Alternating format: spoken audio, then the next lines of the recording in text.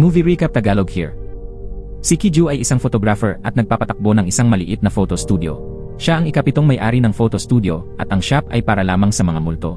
Kinukunan ni Kiju ng litrato ang mga multong pumapasok sa kanyang shop.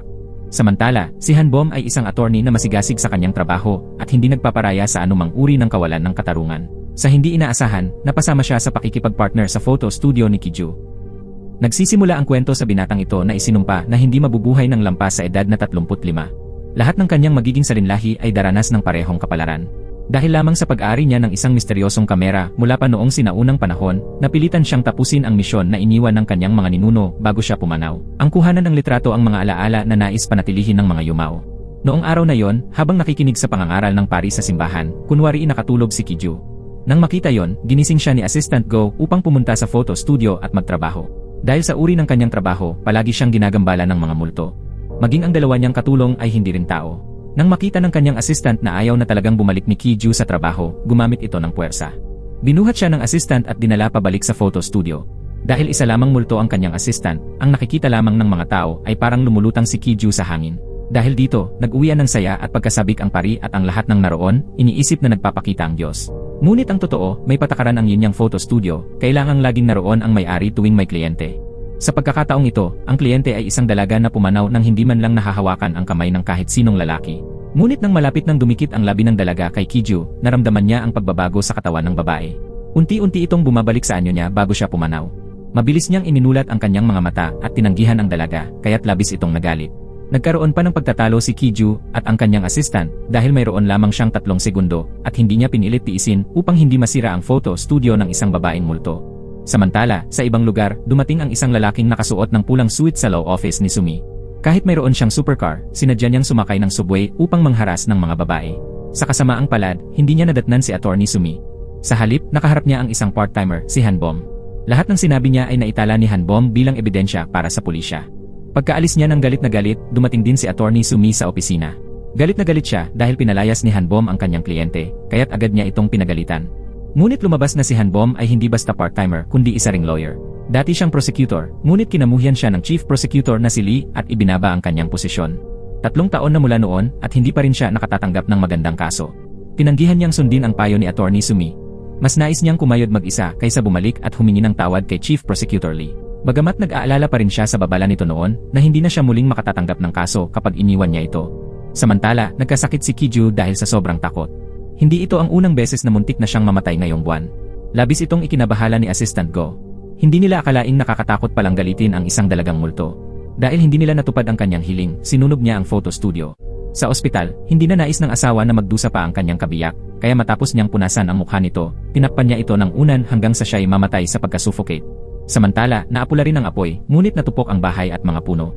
Nang marinig ng may-ari ang balita, agad nitong pinaalis si Kiju at hindi man lang nila naibalik ang kahit 1 sentimo mula sa kanilang deposito. Sa kabilang banda, tumangging magbayad ng upa si Hanbom kaya nag-post ng anunsyo si Mrs. Seo para paupahan ang bahay. Dahil gusto ni Kiju na muling makapagtayo agad ng bagong photo studio, nagpunta siya upang tingnan ang isang murang paupahang bahay nang marinig ang balita tungkol dito. Maraming mababangis na multo ang nasa labas ng lobby ng kumpanya. Hinabol siya ng mga ito. Upang makatakas, pumasok siya sa elevator, ngunit mayroon ding multo na naninirahan doon. Halos madurog siya ng lalaki. Sa mga oras na yon, dumating si Hanbom para sa kanyang interview. Pumasok siya sa elevator na naroon si Kiju. Habang pinoprotektahan ni Kiju si Hanbom laban sa mabangis na multo, nadiskubre niyang may taglay pala itong liwanag na pumipigil sa mga espiritu na makalapit sa kanya. Labis siyang namangha. Nais niya sanang magtanong pa, ngunit dahil magkaiba ang kanilang patutunguhan, agad silang nagkahiwalay. Pumunta si Hanbom sa ika-12 palapag para magsimula ng interview, samantalang si Kiju ay nagtungo sa isang maliit na kainan. Doon siya nagpunta dahil gutom na gutom ang multo. Kahit hindi alam ng may-ari kung sino ang kinakausap ni Kiju, narinig niya ito at nalaman niyang naghahanap si Kiju ng paupahang bahay. Agad niyang ipinakita kay Kiju ang isang lugar na nais niyang paupahan. Samantala, ang babaeng pumatay sa kanyang asawa gamit ang sariling kamay ay naging sentro ng atensyon. Ngunit gaano man siya pilitin, tumanggi siyang makipagkita sa lawyer. Ito ang kasong ibinigay kay Hanbom upang masukat ang kanyang kakayahan. Matapos ang ilang sandaling pag-uusap, pumayag din ang asawa na makipagtulungan kay Hanbom. Sa kabilang banda, nang makita ni Kiju na sobrang mura ang renta ng bahay, agad niyang tinanggap ito. Matapos nilang linisin ang lahat, muling nagbukas ang Photoshop. Habang bumababa si Shojun patungo sa kabilang mundo, bigla siyang huminto. Dahil may hindi pa siya natatapos, bumalik siya. Mabilis siyang tumakbo, tinatahak ang lahat ng pagsubok upang makabalik sa mundong ibabaw. Ngunit nagtungo siya sa Photoshop ni Kiju. Nang maunawaan ni Seo-jun ang kahulugan ng Photoshop, nagmakaawa siyang tulungan ni Ki-ju na mailabas ang kanyang asawa mula sa bilangguan. Kinailangan pang pumunta ng assistant ni Ki-ju sa istasyon ng pulis habang natutulog ang lahat upang nakawin ang case file para kay Seo-jun. Samantala, nakaupo si Han-bom sa bahay, kumakain ng noodles, habang sumasakit ang ulo sa kaso. Nagtataka siya kung bakit paulit-ulit na sinasabi ng babae na siya ang umatake sa kanyang asawa. Labis itong nakalito kay Han-bom. Nais naman talagang makita ng asawa ang kanyang kabiyak, kaya tinulungan siya ni Ki-ju upang hindi na siya gambalain ng ibang mga multo. Sa pagkakataong ito, kasama ni Ki-ju ang kanyang dalawang assistant. At hindi lamang iyon, binigyan pa siya ng isang kayamanang panlaban sa mga multo, kahit sila man ay mga multo rin. Sa proteksyon at tulong ng kanyang mga kasama, matagumpay na nakaharap ni Ki-ju ang asawa ni Seo-jun at nasabi ang dapat sabihin ng isang tagapamagitan. Wala nang gaanong oras ang mahalagang bisita, kaya hiniling niya kay Attorney Han-bom na payuhan ang kanyang asawa. Sa pangungumbinsi ni Ki-ju at Han-bom, pumayag ang asawa na baguhin ang kanyang pahayag tungo sa katotohanan. Pagkatapos, nagtungo siya sa photo studio ni Ki-ju. Sa unang pagkakataong nagpa-picture, nakita niya ang kaluluwa ng kanyang asawa. Naghapunan silang magkasama. Isang masayang hapunan, gaya ng dati. Sa ikalawang pagkakataon nilang nagpa-picture, nakunan ang huling sandali bago tuluyang lumisan ang asawa. Nagpaalaman silang dalawa ng habang buhay. Bagaman nawala ang asawa, naiwan ang mga larawan nila na magkasama. Habang nakatingin sa masayang larawan, hindi napigilan ng babae ang malakas na pag-iyak. Pagkatapos ng mahabang araw, umuwi si Han-bom at natuklasang nabawi na ang kanyang inuupahang kwarto. Nang makita niyang may ilaw pa sa dating tinitirhan, nilapitan niya ito. Pagpasok niya sa kwarto, tumambad sa kanya ang mga kakaibang tanawin. Sa sandaling iyon, natapos ni Ki-ju ang kanyang misyon at umuwi. Nakita niyang nakatayo si Han-bom sa harap ng shop. Bigla niyang naisip na patay na ito, kaya siya naroon. Si Ki-ju ang ikapitong henerasyon ng Photoshop. Lahat ng naunang 5 henerasyon ay namatay sa edad na 35. Tanging ang ika-6 na henerasyon, ang kanyang tiyo, ang nawala at hindi na natagpuan. Naisip niyang sumpa ito ng kanilang pamilya, kaya labis siyang nag-aalala sapagkat malapit na ang kanyang ika-35 kaarawan. Inakala niyang si Han-bom ang namatay. Ngunit nang hawakan niya ang kamay nito, napagtanto niyang hindi pala. Labis siyang namangha na may isang buhay na tao na nakapasok sa ganoong lugar. Agad niya itong itinaboy palabas ng shop. Nang malaman niyang galit ito sa bagong umuupa ng walang pahintulot, at dahil pumasok siya sa Photoshop, naging dahilan iyon upang itaboy niya palabas si Han-bom. Ngunit dahil sa sobrang kuryosidad niya sa babae, buong magdamag na hindi nakatulog si Ki-ju sa pagbibilang ng tupa. Kinaumagahan, kumatok si Han-bom at nais makipag-usap sa kanya. Gusto niyang magsampa ng kaso laban sa kanya dahil sa ilang bagay na may kinalaman sa bahay. Ngunit dumating si Mrs. Seo at ibinunyag ang katotohanan sa harap ng bagong umuupa. Hindi lang yon, pinilit pa siyang isauli agad ang kwarto kay Ki-ju kung hindi ay tatawag siya ng pulis. Gayunman, matigas pa rin si Han-bom na mabawi ang bahay. Nakaupo si Ki-ju kasama ang kanyang dalawang assistant, ngunit walang nakaunawa kung paano nakapasok ang babae sa bahay. Dahil abala sila sa pag-iisip, hindi nila namalayan na may usok na itim na dahan-dahang pumapasok sa loob ng bahay. Nanood si Assistant Go ng isang eksenang halikan sa TV nang biglang may lumabas na itim na usok na anyong demonyo mula sa screen. Labis siyang natakot kaya dali-dali siyang tumakbo palayo. Dahil dito, nabulabog si Ki-ju at napilitan siyang lumabas upang silipin ang nangyayari. Nadiskubre ni Ki-ju na may batang nagtatago sa likod ng sofa. Siya si Jun-hee, isang 7 taong gulang na bata na sa kasamaang palad ay namatay matapos mabangga ng lasing na driver. Sa photo studio, nilaro ng bata ang lahat at nabasag pa ang TV. Labis na nahirapan si Assistant Go habang naroon si Jun-hee. Nang malaman nilang gusto ng bata na bumili ng espada laban sa masamang espiritu, 3 silang pumunta sa lahat ng tindahan ng laruan. Ngunit dahil limited edition yon, agad na nauubos ang stock sa bawat tindahan pagdating pa lang. Nalungkot ng husto si Jun-hee nang makita yon. Sa una, umiyak siya, ngunit kalaunan ay natahimik at hindi na nagsalita. Upang makaiwas sa pagbabantay, sinaniban ni Assistant Go ang katawan ng isang gwapong binata. Sa wakas, nagkaroon ng kaunting katahimikan si Assistant Go. Sa panahong iyon, nakatagpo niya ang babaeng itinuring niyang tadhana. Lumalabas na 3 taon na siyang nananatili roon upang hanapin siya. Bagamat agad niya itong sinundan, muli pa rin siyang nawala sa kanyang paningin.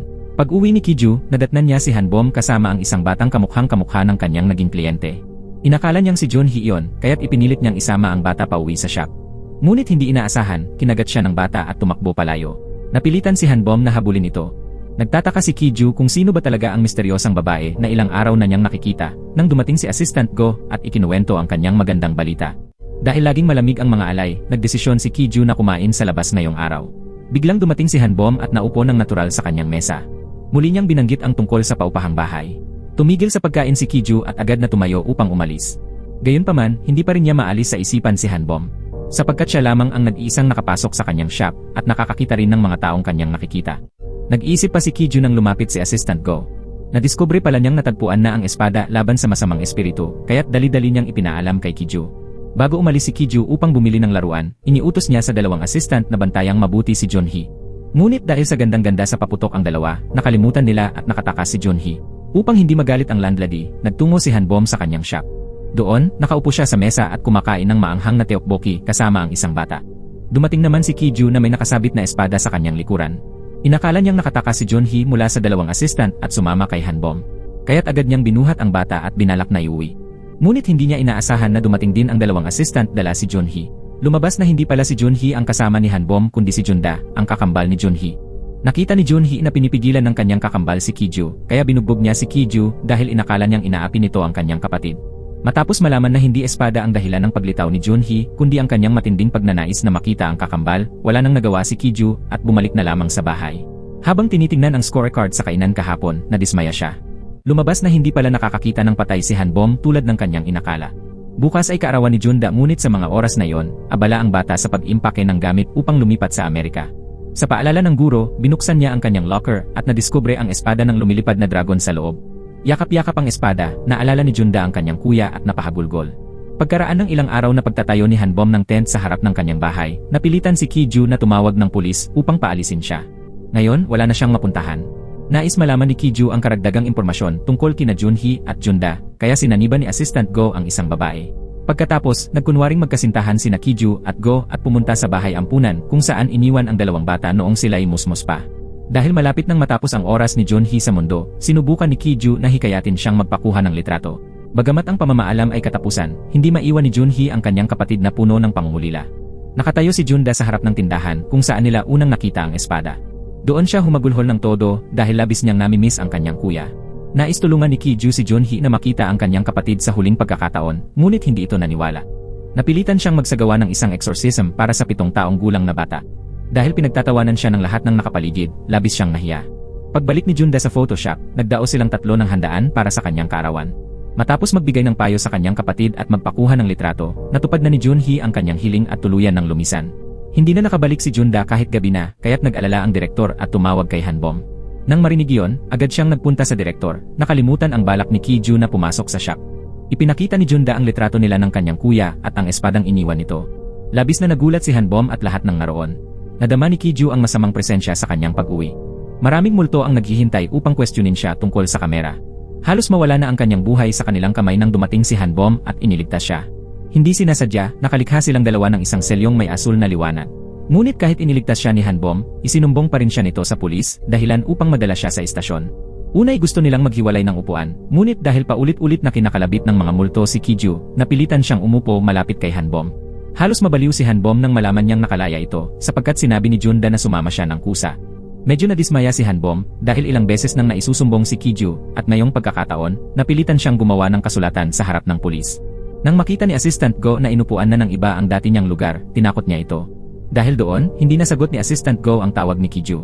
Dahil walang dumating upang ipaalam kay Ki-ju na makakalabas na siya, pansamantala siyang ikinulong sa pitan. Nilalayon pa siyang pahirapan ng mga matandang multo roon. Samantala, habang kumakain ng noodles si Hanbom, naalala niya ang mga kakaibang salita ni Ki-ju sa istasyon ng pulis. Muling nagising si Ki-ju mula sa isa na namang bangungot.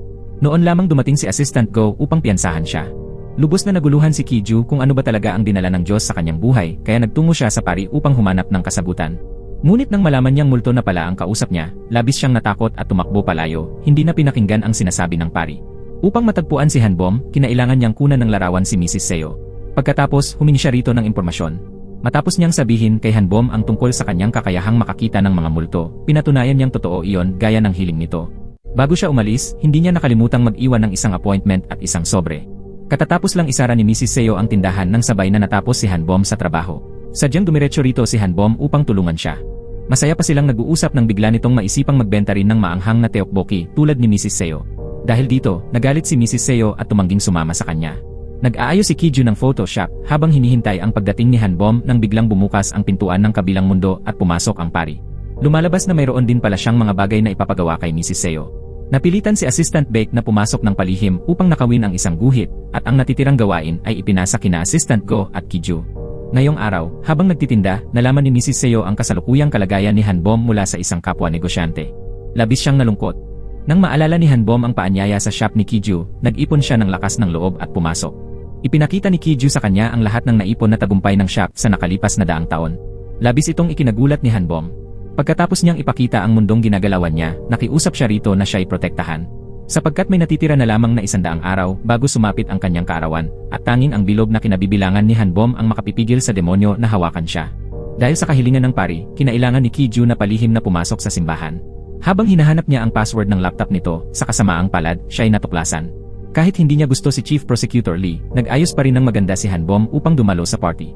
Hindi lamang siya pinagtawanan ni Chief Prosecutor Lee, kundi pati ng kanyang mga nakatataas. Ngunit tumanggi siyang magpasakop sa kapangyarihan nila. Ginamit niya ang kanyang katuwiran upang harapin sila. Nang dalhin siya sa istasyon ng pulis, iginiit ni Kiju na makipagkita kay Hanbom dahil alam niyang siya lamang ang makakatulong sa kanya. Sa huli, naalala ng pari ang password ng kanyang computer, kaya't nalinis ang pangalan ni Kiju. Lumabas na lubos palang mahilig ang pari sa grupong Aespa. Ang hiling niya ay maikalat ang grupong ito sa mas maraming tao, at iyon ang magiging huling alaala niya bago tuluyang lumisan. Inakala ni Kiju na napakahirap gawin ito. Ngunit laking gulat niya nang magsimulang tumugtog ang musika, masigla at masayang nagsayawan ang lahat. Habang pinagsisisihan ni Mrs. Seo na minsang tinakot niyang aalisin ang pangalan ng kanyang apo sa rehistro ng pamilya, magkasamang kumakain sina Kiju at Hanbom upang pag-usapan ang lahat. Bagamat alam ni Hanbom na talagang kailangan siya ni Kiju, tumanggi pa rin siya dahil sa kanyang takot. Nakita ni Mrs. Seo ang kanyang apo na natutulog sa labas ng tent, kaya pinabalik niya ito sa bahay at inanyayahan pang sumama sa kanya sa pagtitinda. Pagkatapos noon, nagpa siya si Mrs. Seo na kausapin si Chief Prosecutor Lee upang ipagtanggol ang kanyang apo. Maaga siyang bumangon upang maghanda ng regalo, ngunit pagdating niya sa opisina ng piskal, siya ay pinaalis.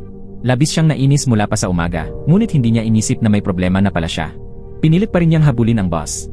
Mabuti na lamang at may mabait na trooper na huminto upang isakay siya. Isang hakbang pa lamang ang ginawa niya sa hagdan nang biglang sumakit ang kanyang ulo at nawalan siya ng malay. Labis ang tuwa ni Hanbom dahil nakatanggap siya ng 3 kaso ngayong araw, ngunit bigla niyang natanggap ang balitang pumanaw na ang kanyang lola. Isinabit ni Kiju ang larawan ng pari sa dingding. Pinapalakas pa niya ang loob niya na mabilis at payapa lamang lilipas ang susunod na 77 araw nang biglang lumitaw sa kanyang tabi si Mrs. Seo. Nabigla siya at hindi makapaniwalang pumanaw na ito. Labis ang pighati ni Hanbom hanggang sa nanghina ang kanyang mga tuhod sa gitna ng daan. Kung hindi dumating si Kiju sa oras, hindi niya alam kung ano ang maaaring nangyari.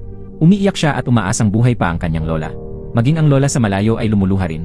Hindi alam ni Kiju kung paano niya aliwin si Hanbom. Pumunta sila sa ospital upang tanggapin ang bangkay ni Mrs. Seo. Ang imahe ni Hanbom na umiiyak hanggang sa maubos ang kanyang lakas ay tumatak sa isipan ni Kiju. Samantala, habang naglilinis ng kalat sina Assistant Go at Assistant Bake, bumalik si Mrs. Seo. Magiliw nilang pinagsilbihan ang mga kliyente. Pagkatapos ng lahat, sila'y mga kagalang-galang na bisita. Matapos ang mahabang araw ng pag-aasikaso kay Hanbom, umuwi na rin si Kiju. Umaasa si Hanbom na makikita niya muli ang kanyang lola. Ngunit ang hiling ni Mrs. Seo ay huwag sabihin ni Kiju kay Hanbom na dumaan siya sa photo studio. Kaya't bagamat may bigat sa kalooban ni Kiju, wala siyang nagawa kundi ang manahimik. Sa funeral home, dumating si Pulis Sung Ho upang isauli ang mga gamit ni Mrs. Seo, at sa mga yon, ang kahong puno ng teokbokki ang pinakaikinabahala ni Hanbom. Kinaumagahan, pumunta si Mrs. Seo upang gisingin si Kiju. Mula sa sinabi ni Assistant Go kagabi, alam niyang talagang kailangan ni Kiju ang tulong ng kanyang pamangkin, kaya naglatag siya ng isang kondisyon. Kung tutulungan siya ni Kiju sa abot ng kanyang makakaya, kakausapin siya ng maganda ni Mrs. Seo. Para maging maayos ang libing, parehong dumalo si Assistant Go at Kiju upang tumulong. Nais ni Mrs. Seo na silipin ang kabuang halagang nakolekta noong araw na yon, kaya inutusan niya si Assistant Bake na nakawin ang cellphone at pitaka at iwi ang mga ito. Habang nagbibilang, nagdala si Kiju ng manok para pagsaluhan nila. Pagkatapos ay umalis na siya. Nang tumulong si Assistant Bake kay Mrs. Seo sa paglilinis ng kariton, natakot ang lahat ng tao sa paligid. Kumikilos ang lahat ng gamit na parabang may sariling buhay sa ere. Nakakatakot talaga itong tingnan. Makalipas ang ilang sandali, napaiyak si Hanbom dahil sa paglisan ng kanyang lola. Nakinig siya kay Attorney Sumi at bumalik sa kanyang silid upang magpahinga. Ngunit napansin niya na nawala ang cellphone at pitaka ng kanyang lola. Nang tingnan niya ang kamera, nalaman niya kung sino ang kumuha nito. Kaya dali-dali siyang umuwi at sumugod sa photo studio. Inakala ni Kiju na hahanapin niya si Mrs. Seo pero hindi. Dumiretso siya upang tanungin ito. Akala niya ay pumunta roon si Mrs. Seo, ngunit hindi lang siya gustong makita. Dahil sa kapritsosong kilos ni Hanbom sa mismong araw ng libing, labis na nagalit si Mrs. Seo at pinagbabato ng gamit ang paligid. Nang maunawaan ni Hanbom ang hiling ng kanyang lola na siya ang magbantay sa libing, at nang dagdagan pa ng pag-aalo at paghikayat ni Kiju, muling nanumbalik ang kanyang lakas ng loob at natupad niya ang hiling ni Mrs. Seo. Bago siya pumunta sa libing, hindi niya nakalimutang ipaalala kay Kiju ang ilang bagay upang masigurong maganda ang larawan ng kanyang lola. Dahil iniisip niya na baka hindi siya makasama sa larawang iyon, inisip ni Hanbom na ang dahilan ng paglisan ng kanyang lola ay ang papel na may pangalan ni Chief Prosecutor Lee. Dumating sa libing ang kapitbahay na nagtitinda sa tabi ng tindahan ni Mrs. Seo, ngunit hindi naglakas loob na pumasok. Pagkakita kay Hanbom, iniabot lamang nito ang isang piraso ng papel. Pagkatapos ay agad na umalis ang kapitbahay. Lumabas na alam ni Mrs. Seo ang lahat, mula sa pagpapalaki niya kay Hanbom ng mag-isa hanggang sa kanyang pagpanaw na may kinalaman kay Hanbom. Lubhang ikinalungkot iyon ni Hanbom. Inakala ni Hanbom na wala nang magpapatatag sa kanya. Ngunit laking gulat niya nang talikuran ng kanyang matalik na kaibigan ang biyahe patungong Italia upang dumalo sa libing kasama siya. Dahil sa sobrang pananabik, napagkamalan pa ni Hanbom na si Kiju ang kanyang kaibigan. Kahit gaano pa pinayuhan ni Kiju si Mrs. Seo, ipinilit pa rin itong umalis nang hindi nakikita si Hanbom sa huling pagkakataon. Sinabi niya kay Kiju ang lahat ng dapat niyang malaman bago siya tuluyang lumisan. Totoo ngang ang pagmamahal ng pamilya ang pinakamatinding damdamin. Lahat ng kanyang ginawa noong siya ay nabubuhay ay may kinalaman kay Hanbom. Matapos ilagay ni Kiju ang kwaderno at pitaka sa tabi ni Hanbom at umalis, nagising si Hanbom at binasa ang diary ng kanyang lola. Hindi niya napigilang lumuha muli. Sa huling pahina, napansin niya ang piraso ng papel na iniwan ni Kiju. Lumabas na hindi niya sinunod ang huling habilin ni Mrs. Seo. Gusto niyang makasama si Hanbom sa tabi ng kanyang lola. At iyon ang magiging huling alaala sa mahirap na buhay ni Mrs. Seo, hindi ang pagiging nag-isa at malungkot. Sa buong buhay niyang ipinagtrabaho para sa kanyang apo, ni minsan ay hindi niya nasilayan ang pamumukadkad ng mga bulaklak na marahil ang tanging panghihinayang niya. Dahil dito, dinala ni Hanbom ang tagsibol.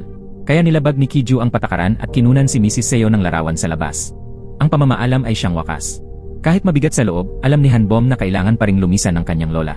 Kaya sa huling mga sandaling iyon, sinamantala niya ang bawat pagkakataon upang makasama si Mrs. Seo.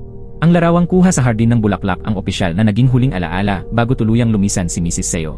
Dahil kuha ito sa labas at unang beses na nilabag ni Kiju ang patakaran sa nakalipas na 20 taon bago matapos ang araw, tinanong siya ni Assistant Babe. Ginawa ba niya yon dahil may nararamdaman siya kay Hanbom?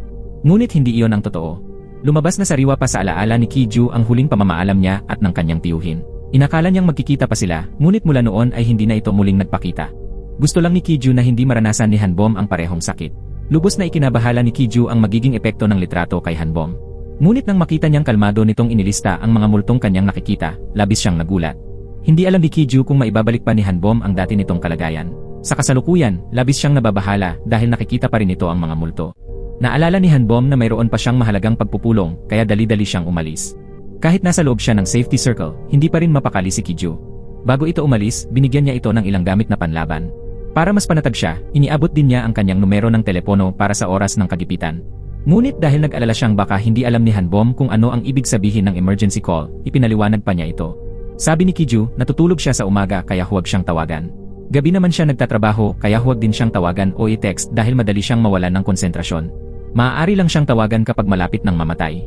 Kahit na pinaalalahanan na siya ni Kiju, lagi pa ring tumatawag si Hanbom para magtanong ng kung ano-anong bagay tungkol sa mga kakaibang nakikita niya. Wala nang nagawa si Kiju kundi huwag pansinin ang kanyang mga tawag. Kakaibang babae rin si Hanbom. Mabilis niyang natutunang tanggapin ang kanyang kakaibang kakayahan. Hindi lang yon, kundi nakikipagkaibigan pa siya sa mga multo. Para magamot ang mga side effect, sinuri ni Kiju ang napakaraming dokumento mula pa noong unang itinatag ang photo studio. Dahil ayaw niyang magreklamo si Assistant Go, sinabi ni Kiju na bibilhin niya ang bagong vest na gusto nito at susunugin para sa kanya. Bumalik ang matalik na kaibigan ni Hanbom matapos ang maraming biyahe, dala ang lahat ng kanyang ipon. Ngayon, sa araw ng kanyang follow-up check-up, natanggap niyang mas gumaan na ang kanyang karamdaman na labis niyang ikinalungkot. Noong una, inisip ni Hanbom na normal lang ang makakita ng multo, pero di nagtagal, napagtanto niyang nakakapanghina at hindi ka nais-nais ang pakiramdam na yon. Kahit gaano pa sila kamukha ng mga tao, hindi sila mga tao. Hirap na hirap si Hanbom na makilala kung alin ang tao at alin ang multo. Paulit-ulit niyang tinatawagan si Kiju pero hindi siya makontak, kaya naghanap siya sa internet kung paano gumawa ng mahiwagang bilog at ginawa niya ito mismo sa bahay. Dahil wala siyang mapuntahan, pumunta ang matalik na kaibigan ni Hanbom sa bahay niya, bagay na ikinataranta ni Hanbom na laging alisto. Ang totoo, pumunta ang kaibigan niya para maghatid ng mabuti at masamang balita. Kasabay nito, lilipat din siya upang makitira kay Hanbom ng pansamantala. Maagang pumasok si Kiju at hating gabi na umuwi. Ngayon, kinailangan niyang kumbinsihin ang pamilya ng customer pero binugbog siya. Nakita ni Hanbom kung gaano siya kapagod at gustong magtanong pero hindi niya masabi. Tinanong na lang niya kung siya ba ang nag-alaga sa kanya noong siya'y may sakit at kakamatay lang ng lola niya. Ibinunyag ng kaibigan niya na si Kiju ngayon. Kaya ngayon, naunawaan ni Hanbom kung gaano kabigat ang trabaho ni Kiju. Hindi niya napigilang tapikin ang ulo nito at palakasin ang loob. Sinabi niya na mula ngayon, may isang tao sa mundo na makakaunawa at makikisimpatya sa kanya. Bago umalis, pinaalalahanan pa niya si Kiju na sagutin ang tawag niya at magtakda sila ng pagkikita bukas. Ang pagtapik na yon ni Hanbom sa ulo ni Kiju ang nagpatibok ng puso nito. Hindi niya maiwasang maalala ang nakaraan. Noong unang araw ng trabaho ng kaibigan ni Hanbom, inabuso ito ng kanyang nakatataas. Sa opisina, tumaya pa ang lahat kung hanggang kailan tatagal ang bagong empleyado. Nakisali pa si Assistant Go. Pati siya'y tumaya na isang linggo lang ay bibitiw na si Jiwon. Ngunit 3 taon na ang nakalipas mula nang mamatay si Assistant Go dahil sa boss na yon. Pinilit siyang magtrabaho ng sobra hanggang inatake siya sa puso at namatay. Hanggang ngayon ay hindi pa rin siya makamove on, palagi pa rin siyang pumupunta sa kumpanya at walang sinumang pwedeng umupo sa kanyang upuan. Simula nang mamatay siya, si Assistant Bake ay hindi lumilipas ang isang araw na hindi dinadalaw ang kanyang asawa't anak. Marami siyang naikwento at lagi niya itong pinoprotektahan, pero ang pinakamasakit, hindi man lang alam ng asawa niya na malapit lang siya. Habang kumakain ng hapunan sa bahay, nakatanggap ng magandang balita si Ki-ju mula kay Assistant Go. May paraan daw para gumaling si Hanbom, at iyon ay kapag nakunan siya ng litrato kasama ang isa pang espiritu. Ngunit ang problema, walang sinumang handang isakripisyo ang kanilang mahalagang larawan para sa iba. Pauwi na si Hanbom nang makasalubong siya ng isang demonyo. Bago pa man masunog ang kanyang buhok, dumating si Ki-ju at iniligtas siya. Pero ang mga salitang binitiwan ni Hanbom ay nakapagpabigo kay Ki-ju. Ang totoo, wala siyang kagustuhan na mabuhay sa mundong ginagalawan nito. Kaya dinala siya ni Ki-ju pabalik sa photo studio para subukan siyang gamutin. 6 na oras bago nito, pinangahasan niyang hanapin ang kaluluwa sa elevator na yon. Kahit natatakot, nakinig pa rin si Hanbom at naupo sa kinaukulang pwesto para kuhanan ng litrato. Pagkaalis sa photo studio, nabanggit ni Hanbom ang bilog ng proteksyon. Pumayag siya ang magbantay kay Ki-ju, pero natanggap niya lamang ang text nito na gagawin nito ang lahat para makalayo agad, at mula ngayon, kailangan nilang umiwas sa isa't isa. 89 na araw na lang bago ang kaarawan niya. Dapat sana'y matuwa siya na malayo sa panganib, pero sa halip nalungkot siya. Kinagabihan, nag-ingay ang buong silid ni Ki-ju at labis siyang nainis. Ang totoo, para mailigtas si Hanbom, napilitan siyang buksan ang pinto ng yin at yang, at kailangan niyang akuin ang kapalit nito. Sa daan, nakita ni Hanbom ang isang delivery truck na minamaneho ni Shomon, ngunit kontrolado ng multo. Nagbanggaan ang sunod-sunod na sasakyan at maraming tao ang namatay. Kaawa-awa si Shomon. 1 o 2 araw na lang at makakakuha na sana siya ng diploma. Ngunit napilitan siyang lumisan sa ganitong kasakit na paraan. Akala ni Hanbom matapos makuhanan ng litrato ay babalik na siya sa normal na mundo. Ngunit sa hindi inaasahan, dumagsa ang maraming kaluluwang kakahiwalay lang sa kanilang katawan, lahat humihingi ng tulong. Dumagsa sila ng sabay-sabay, dahilan para labis na matakot si Hanbom. Hindi niya alam ang gagawin. Biglang tinakpan ng kamay ni Ki-ju mula sa likuran ang kanyang mga mata. Sinabi niya kay Hanbom na hindi niya kailangang imulat ang mga mata niya. Kailangan lang niyang manatili sa tabi niya. Protektado sila ng bilog ng kaligtasan. Kahit mataas ang lagnat ni Ki-ju, sinadya pa rin niyang lumapit sa kanya. Gustong sisihin siya ni Hanbom dahil niloko siya nito. Sinabi kasi nito na babalik siya sa normal matapos ang nangyari kagabi. Ngunit nang makita niyang halos ikamatay na ni Ki-ju, nag-alala siya. Napasok pala siya ng masamang aura ng demonyo dahil sinadya niyang buksan ang pinto ng kabilang mundo. Alam naman niya na haharap siya sa parusa, pero hindi niya akalaing ganito kasakit ang kapalit. Nang malapit nang lumubog ang araw, agad bumangon si Ki-ju, nagbihis at pumasok sa trabaho. Nang makita niyang gustong tumulong ni Hanbom, nilapitan niya ito at tanging mga salitang pampalubag at pasasalamat ang ibinigay niya bago siya binati ng magandang gabi. Dahil sa trahedya ngayong araw, dumami ang multong dumalaw sa photo studio. Pagkaraan ng matinding oras ng pagtatrabaho ng walang pahinga, sa wakas ay nawala rin ang mga customer. Umupo si Ki-ju sa sofa kasama si Assistant Bake. Doon lamang niya nabanggit ang katotohanan. Ang aksidente pala ay dulot ng hamon ng demonyo kay Ki-ju. Dahil sa kanya, nagkaroon ng sunod-sunod na trahedya na kumitil ng hindi mabilang na buhay. Sa kabilang banda, pagkagising ni Shomon, inakala niyang naligaw at nakatulog siya, pero nakita niyang maraming tao ang dumadaan sa kanyang katawan. Nakita rin niya ang sarili niyang isinasakay sa ambulansya. Doon lang niya napagtanto na hindi na siya buhay. Dumaan si Shomon sa Photoshop ni Ki-ju, bitbit pa rin ang matinding panghihinayang. Akala niya, dahil sa kanya, maraming tao ang namatay. Si Ki-ju lang ang nakakaalam ng totoo. Kaya kahit tapos na sa trabaho ang dalawang katulong, pinilit pa rin niyang kunan ng larawan si Shomon. Para makasurvive sa opisina, kinailangang mag-overtime si Ji-won sa unang araw ng kanyang internship. Pero lahat ng pinaghirapan niya ay ginawang comics ni Assistant Go. Agad siyang tinanggal ng boss. Labis itong ikinatuwa ni Assistant Go. Samantala, katatapos lang ni Ki-ju sa trabaho. Para malaman pa ang tungkol sa bilog ng kaligtasan, inanyayahan niya si Hanbom na maglakad-lakad sa parke. May isang puting aso roon. Bagaman napaka-cute, multo na pala ito. Sandaling pinag-isipan ni Ki-ju ang lahat. At sa huli, napagtanto niya na lumilitaw lamang ang bilog ng kaligtasan kapag nakatabi siya kay Hanbom. Ang pinakamabisang distansya ay 2 palad ang layo. Nakita ni Hanbom na palagi siyang lumalapit tuwing kailangan niya ng atensyon. Kaya hindi niya napigilan na tanungin ito kung gusto ba siya nito. Ngunit ang sagot nito ay ikinahiya niya. Sabi ni Ki-ju, ang gusto niya ay ang bilog ng kaligtasan kapag magkalapit silang dalawa. Paulit-ulit na bumabalik sa isip ni Hanbom ang nakakahiyang bagay na yon at hindi niya ito malimutan. Ang pakay naman ni Shomon sa photo studio ay para sa diploma sa universidad na 28 taon niyang pinaghirapan. Iyon lang ang bagay na nagpaparamdam sa kanya na siya ay umiral. Nang malaman ni Ki-ju kung gaano kahirap ang nakaraan ni Shomon, siya at si Assistant Go ay gumawa ng paraan upang matulungan si Shomon na makuha ang kanyang bachelor's degree. Eksaktong araw din iyon ng anibersaryo ng pagkamatay ni Assistant Bake. Pumunta siya sa templo kung saan dinalaw siya ng asawa at mga mabubuting kasamahan. Bago umalis, tiniyak ng kanyang kaibigan na siya mismo ang huli sa kriminal na pumatay sa kanya. Kaya sabay na masaya at malungkot ang kanyang naramdaman. Hindi maintindihan ni Hanbom kung ano ang iniisip ni Kiju. Kaya wala siyang nagawa kundi uminom para maibsan ang stress. Hindi pa matagal na nakakapagbigay ng kaaliwan si Jiwon ay umalis na rin ito dahil sa trabaho. Ilang sandali pa, mag-isa nang uminom si Hanbom at umuwi. Para bang hinihintay na siya ni Assistant Go, kaya inimbitahan niya ito sa photo studio upang dumalo sa graduation ceremony ni Shomon. Ngunit bago pa man sila makapagpa-picture, tumawag ang principal. Sinabi nito kay Kiju na isang mamamatay tao si Shomon at 25 tao ang namatay dahil sa kanyang pagtulog. Lumabas na para hindi madamay, pineke ng kumpanya ang lahat ng dokumento. Hindi kumampi ang kumpanya kay Shomon para makaalis ito ng walang pagsisisi. Pumunta si Kiju sa kumpanyang dating pinagtatrabahuhan ni Shomon upang maghanap ng taong kakasuhan. Si Hanbom ang namahala bilang lawyer. Dahil napakabuti ni Shomon sa lahat noong siya ay nabubuhay pa, pumayag ang 4 na empleyado na magbitiw sa trabaho upang igiit ang hustisya para kay Shomon. Ito ang graduation gift nila kapalit ng pagdalo sa seremonya. Sumulat din si Assistant Go ng kaso laban sa team leader para sa pagnanakaw ng pondo ng kumpanya. Tinulungan naman ni Assistant Baek ang mga empleyado na ihatid ang lahat ng mga dokumento. Kaya naging matagumpay ang kaso para sa hustisya ni Shomon. Muling isinagawa ang graduation ceremony, ngunit sa pagkakataong ito ay dumalo ang 4 na kasamahan ni Shomon. Nagdala sila ng bulaklak ng pagtatapos at isang magandang necktie. Lubhang naantig ang lahat. Naluha ang lahat. Kunan na ng huling larawan. Sa pagkakataong ito, payapa na si Shomon sa kabilang mundo. Matagal na mula nang huling manalo si Hanbom sa isang kaso. Upang ipagdiwang, isinama niya si Kiju sa parke upang uminom. Kahit lampas 30 na siya, ang totoo ay hindi pa nakatikim ng alak si Kiju. Sa pagkakataong ito, dahil sa pangako ni Hanbom, kinuha niya ang baso at uminom. Totoo ngang nagbibigay ng tapang ang alak. Hindi nag-atubiling magsalita si Hanbom. Sinabi niyang may nararamdaman siya para sa kanya, kaya ayaw niyang lumayo ito pagkatapos ng 3 buwan gaya ng sinabi nito. Hinalikan pa niya sa labi si Kiju na ikinagulat ng husto nito. Upang patunayan ang pangako, pinilit ni Hanbom si Kiju na magtanda kasama niya. Biglang naalala nito ang batang si Jiangsu noon. Noong ilang araw pa lang nawawala ang kanyang tiyuhin, dinalhan siya ni Jiangsu ng kamera. Ang batang ito ay mayroon ding katulad na marka kagaya sa kanya. Matapos ang halik, nagtakda si Hanbom ng tagpuan para bukas. At ganoon na lang umalis siya. Nang mahimasmasan, labis na nahiya si Hanbom.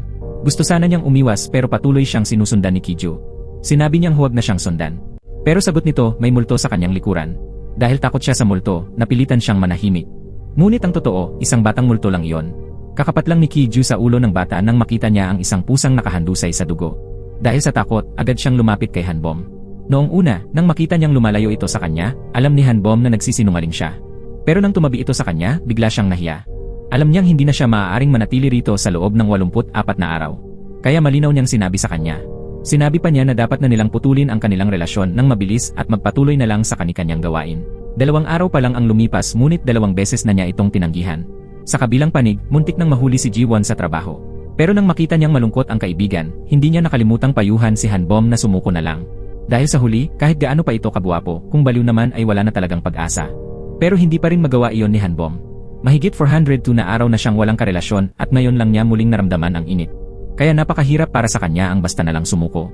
Bago magpa siyang tumalon sa ilog, tumawag muna si Yeonju kay Choi Han, isang empleyado ng Hope Center, para magpaalam. Pakiramdam niya wala ni isa mang tao sa mundong ito ang may nais na makita pa siya. Mula sa kanyang mga magulang hanggang sa kanyang nobyo, lahat siya iniwan. Kaya gusto na niyang lisanin ang mundong ito.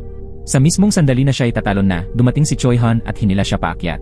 Ngunit pagkadating sa gilid ng kalsada, bigla na lamang niyang tinangkang itulak si Choi Han sa ilog. Hindi alam ni Yeonju na nakunan ng kamera ang lahat ng pangyayari. Dali-dali siyang nag-empake at umuwi. Samantala, nakaupo si Kiju mag-isa sa parke. Hindi niya mapigilang isipin si Hanbom. Ilang sandali pa lang ang nakalipas ay napilitang siyang tumayo. Lumalabas na kahit ang bibig niya ay nagsasabing hindi, ang mga paa niya ay kusa pa ring umuwi upang tanggapin ang mga gamit nito. Sa oras na yon, dumating din si Hanbom at nagtagpo sila ni Kiju. Iminungkahi niyang magbukas sila ng sariling opisina para maging mas profesional. At para maging mas mahigpit ang kasunduan, gumawa pa siya ng dokumentong pipirmahan nilang dalawa. Hindi makapagtalo si Kiju laban sa isang lawyerang tulad niya. Kaya napilitan siyang pumayag. Ito na nga ang estilo ni Hanbom. Pero napakapambihira ng kanyang asal kaya biglang nag-ingat si Kiju. Paulit-ulit niyang sinasabi sa sarili na kakaiba talaga ang babaeng ito. Ngunit nang umalis na siya, biglang ngumiti si Kiju. Samantalang si Hanbom, nakaramdam ng gaan sa dibdib matapos umalis. Napabuntong hininga siya ng maluwag. Mula nang magsimulang magtrabaho si Jiwon, madalas nang lumitaw si Assistant Go sa kumpanya. Kahit pa nakikita niyang pinapahirapan ito ng dati niyang nakatataas, palihim niya pa rin itong tinutulungan. Malapit nang magbukas ang tindahan. Handa na sanang pagalitan ni Kiju ang 2 assistant dahil nagdala ng pagkain sa loob. Ngunit nang marinig niyang naroon din si Hanbom, balak sana niyang umalis ng tahimik, ngunit agad siyang hinila nito at pinilit na kumain kasama siya. Sa hindi may paliwanag na dahilan, nakikinig si Kiju kay Hanbom. Sabay-sabay nilang napanood ang balita tungkol sa kaso ni Yeonju na nagtulak kay Choi Han. Dahil sa takot ni Hanbom, mas pinagtuunan siya ng pansin ni Kiju. Ngunit malapit nang magbukas ang tindahan, kaya kailangan muna nilang linisin ito. Kakabukas pa lang ng pintuan ng kabilang mundo nang dumating si Choi Han. Agad niyang hiniling sa may-ari ng photo shop na hanapin si Yeonju upang mas maunawaan niya ang nangyari. Kumuha si Assistant Baek ng kumot at naghanda ng mint tea para kay Choi Han upang siya ay kumalma. Ang totoo, gusto lang talaga ni Choi Han na makausap si Yeonju upang hikayatin itong magpatuloy sa buhay. Nakuha ng kwento ni Choi Han ang simpatsya ni Assistant Go. Samantala, maraming pusa ang malupit na pinapatay kaya napilitan ang mga may-ari na iulat ito sa pulis. Lahat ay nag-akala na isang demonyo ang may gawa pero haka-haka lang yon. Kung hindi nila nakita mismo, hindi sila maniniwala na may demonyong tunay na nanghuhuli at kumakain ng mga inosenteng pusa. Nakita ni Kiju na inaalagaan at marahang tinatrato ni Hanbom si Choi Han kaya nagalit siya. Lalo na nang magdikit ang kanilang mga kamay. Pero nang maunawaan ni Kiju na siya mismo ang may kasalanan dahil hindi niya sineryoso o pinahalagahan ni Hanbom, napangiti siya ng parang tanga. Para matupad ang hiling ni Choi Han, pinuntahan ni Kiju ang tinitirhan ni Yeonju. Paulit-ulit siyang tumunog ng doorbell ngunit walang nagbukas. Nadiskubre niya na ilang araw nang walang bumibisita roon. Maging ang mga sulat ay hindi man lang nahawakan. Para mas maintindihan ang kaso, palihim na ni-rewind ni Assistant Baek ang videotape ng araw ng insidente. Pagkatapos ay ipinadala niya ito kay Kiju upang mapanood. Kahit nakapaskil ang selyo sa crime scene, hindi ito inalintana ni Kiju. Diretso siyang pumasok upang siyasatin ang sitwasyon. Ngunit dumating agad si Police Officer Sunho. Wala nang nagawa si Kiju kundi magpalusot at umalis kagad. Naisip ni Kiju na baka iba ang kasong ito kumpara sa kaso ni Shimon. Maaaring hindi ang demonyo ang may gawa sa pagkakataong ito. Pagbalik niya sa photo studio, muli na namang bumangon ang kanyang selos. Sinasadya niyang umupo sa pagitan ni Hanbom at Choi Han. Habang sila'y nag-uusap, bigla na lamang bumalik si Choi Han sa pangit na anyo niya noong una pa siyang dumating. Upang siya'y kumalma, dinala siya ni Assistant Go sa mas mainit na lugar. Nang makita ni Kiju na patuloy na nagtataka si Hanbom kung saan ba siya gustong pumunta matapos dito, sinabi na niya ang totoo. Samantala, si Jiwon ay patuloy pa rin hindi mapalugod ang kanilang department head, ngunit wala na siyang panahon para intindihin iyon. Humingi siya ng kalahating araw na bakasyon upang magpa-check up para sa cancer. Akala ni Assistant Go ay nagsasabi lang siya ng palusot para makipag-date. Ngunit nang malaman niyang may cancer pala si Jiwon, biglang nagbago ang kanyang asal mula galit tungo sa simpatsya at awa. Nang dumating ang senior ni Hanbom upang magbukas ng opisina, nakumbinsi niya itong makipagtulungan sa kanya upang tumulong sa mga kaso ng libre. Upang matagpuan si Yeonju, pumunta si Kiju sa maraming lugar at sa wakas ay natagpuan niya ito. Hinabol niya si Yeonju at tinanong tungkol sa kanyang kalagayan. Doon niya nalaman ang katotohanan na hindi ganoon kabuti si Choi Han tulad ng iniisip ng lahat. Si Choi Han pala ang stalker na palaging nagpapabuhay kay Yeonju sa takot. Nang malaman ang katotohanan, agad na bumalik si Kiju sa photo studio sa pag-asang umalis na agad si Choi Han. Pero sa oras na yon, nag-anyong demonyo sa tubig si Choi Han. Kung hindi nakabalik agad si Assistant Baek, nasakal na sana si Kiju sa kamay nito. Hindi rin nakayanan ni Assistant Baek si Choi Han. Pagkatapos ng sagupaan, bigla na lamang itong tumakbo palayo. Natakot si Kiju na malagay sa panganib si Hanbom, kaya tinawagan niya ito ng paulit-ulit. Sa wakas, sinagot ni Hanbom ang telepono. Pero agad na napansin ni Kiju na hindi si Hanbom ang kausap niya. Lumalabas na sinaniban na pala ni Choi Han ang katawan ni Hanbom. Tinakot niya si Kiju na sabihin kung nasaan si Yeonju. Kung hindi, ipapatulon niya si Hanbom mula sa tulay.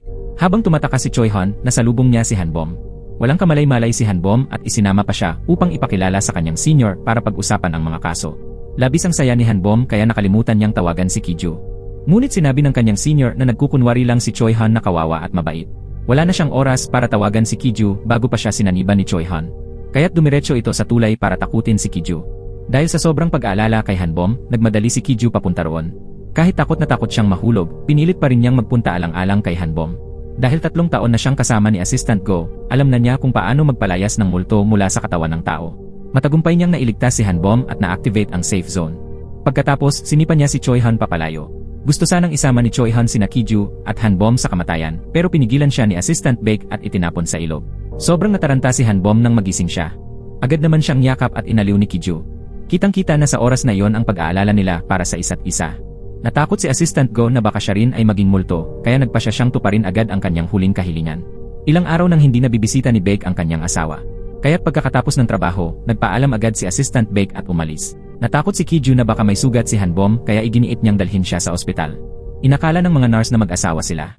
Labis na natuwa si Hanbom nang marinig iyon. Doon lang napansin ni Hanbom na nasugatan pala ang kamay ni Kiju. Siya mismo ang nagtali ng benda at nagkaroon sila ng pagkakataon na mag-usap. Nagyakap sila matapos ang lahat ng pinagdaanan. Dahil takot si Kiju na baka nasa paligid pa rin si Choi Han, sinundan niya si Hanbom mula umaga. Hinawakan pa niya ang kamay nito sa buong oras. Ayaw niyang malaman ni Hanbom na nag-aalala siya, kaya gumawa siya ng dahilan kung bakit siya nakasunod na ikinatuwa naman ni Hanbom. Kaupo pa lang ni Ki-ju sa isang upuan para maghintay kay Hanbom nang makatanggap siya ng balitang tuluyan ng naglaho si Choi-han. Doon siya nakahinga ng maluwag. Nakita naman ni Son-ho sa kamera ang kakaibang kilos ni Ki-ju, kaya nagsimula itong maghinala at imbestigahan siya. Samantala, kailangan pa ring manatili ni Ji-won sa kumpanya para mag-empake ng mga produkto. Kahit nakauwi na ang ibang empleyado, hindi napigilan ni Assistant Go na sakupin ang katawan ni Assistant Baek para tulungan siya. Pero dahil sa kakadaldal niya, naubos ang oras ng pagsasanib kaya umalis siya nang hindi natutulungan si Ji-won. Kahit hindi maganda ang pakiramdam ni Ki-ju dahil matatagalan pa bago makauwi ang kaibigan ni Hanbom, nagpasya siyang magbantay sa labas ng bahay. Sa sobrang pag-aalala ni Ki-ju, iminungkahi agad ni Hanbom na doon na siya matulog kasama niya. Nang makita ni Hanbom na hindi sumasagot si Ki-ju, inakala niyang sinasaniban ito ng demonyo. Nagmamadali siyang kumuha ng tubig para punasan ang katawan ni Ki-ju pero pinigilan siya nito. Ang dahilan, hindi niya mapoprotektahan si Hanbom kung malayo siya. Dahil sa labis na pag-aalaga ni Ki-ju, mahinahong umupo si Hanbom sa tabi niya. Sa halip na si Ki-ju ang magpuyat, tinanggap na lang ni Hanbom ang tungkulin. Pagkatapos ng mahabang tulog, nagising si Ki-ju. Hindi na niya nakita si Hanbom, kundi ang bag ng gamot at abalone porridge na may kalakip na sulat mula sa kanya. Nang makita niyang bumalik na ang kasama ni Hanbom, agad siyang tumakbo palayo kahit tinatanong pa siya ni Ji-won. Kasabay niyon, dumating si Assistant Go. Napagtanto niya na napakasarap ng kanyang tulog kahapon. Lumabas na ang ginawa ni Hanbom ngayong araw ay ang paghahanap ng hustisya para kay Yeonju. Paulit-ulit siyang tinatanong ng mga reporter. Pagkatapos lumabas nila ni Yeonju mula sa himpilan ng pulisya, maayos at matapang na sinagot ni Hanbom ang lahat ng tanong. Bilang kabayaran sa kanyang pagkakamali, hiniling ni Ki-ju kay Hanbom na pauwiin si Yeonju sa kanyang bahay. Nilinis ng dalawang assistant ang kanyang silid upang magkaroon siya ng inspirasyong magpatuloy at magsimula ng bagong buhay. Itinapon nila ang lahat ng bagay na may kinalaman kay Choi-han. Habang nagsasaya ang apat sa photo studio, biglang tumunog ang radyo ni Assistant Baek. Nalaman nilang hinahabol na ng kaibigan ni Baek ang kriminal na pumatay sa kanya. Hindi na siya nakatiis kaya nagtungo siya roon. Dahil sa tulong ni Baek, matagumpay na naaresto ng kanyang kasamahan ang kriminal. Bagamat bahagyang nasugatan ang kasamahan, hindi naman ito nauwi sa kamatayan kagaya ng nangyari kay Baek. Mabilis na ibinalita sa buong bansa ang pagkakaaresto sa kriminal. Lahat ay natuwa sa balitang iyon. Gaya ng ipinangako niya sa kanyang asawa, babalik si Assistant Baek matapos mahuli ang kriminal. Ngunit kahit bumalik siya, hindi na rin siya makikita pa ng kanyang asawa. Naglalakad si Ki-ju sa photo studio nang bigla siyang makarinig ng katok sa pinto. Pulis pala mula sa Criminal Investigation Unit na natatakot na baka may masamang balak si Ki-ju kay Hanbom. Kaya pumunta ang pulis sa bahay ni Ki-ju upang magsiyasat. Salamat sa paliwanag ni Hanbom at paglilinaw ng hindi pagkakaunawaan, umalis ang pulis at hindi na pinag-imbestigahan pa si Ki-ju. Dahil sa video recording ng pagsagot ni Hanbom sa mga reporter tungkol sa kaso ni Yeonju, dumami ang trabaho ng mga taga-prosecutor. Dahil hindi tulad ni Assistant Go na kayang sumanib sa katawan, nakipagkita si Assistant Baek kay Assistant Go sa isang coffee shop upang pakiusapan itong umorder ng pinakamagandang bouquet ng bulaklak para sa kanyang asawa. Pagbalik niya sa bahay, nadatnan niyang nag-impake na ng mga gamit at wedding photos ang kanyang asawa. Nakangiti lamang siyang nakatayo roon. Ngunit nang makita niyang matamang tinitingnan ng asawa ang isang papel, nilapitan niya ito dahil sa kuryosidad. Lumabas na balak pala ng kanyang asawa na magsampa ng unilateral divorce na lubhang ikinagulat niya. Hindi pa siya tuluyang nakakabawi sa desisyong iyon ng kanyang asawa nang makita niyang may lalaking may dalang bouquet ng bulaklak na papalapit sa kanilang bahay. Pagbukas ng pinto ng kanyang asawa, agad siyang niyakap ng lalaki.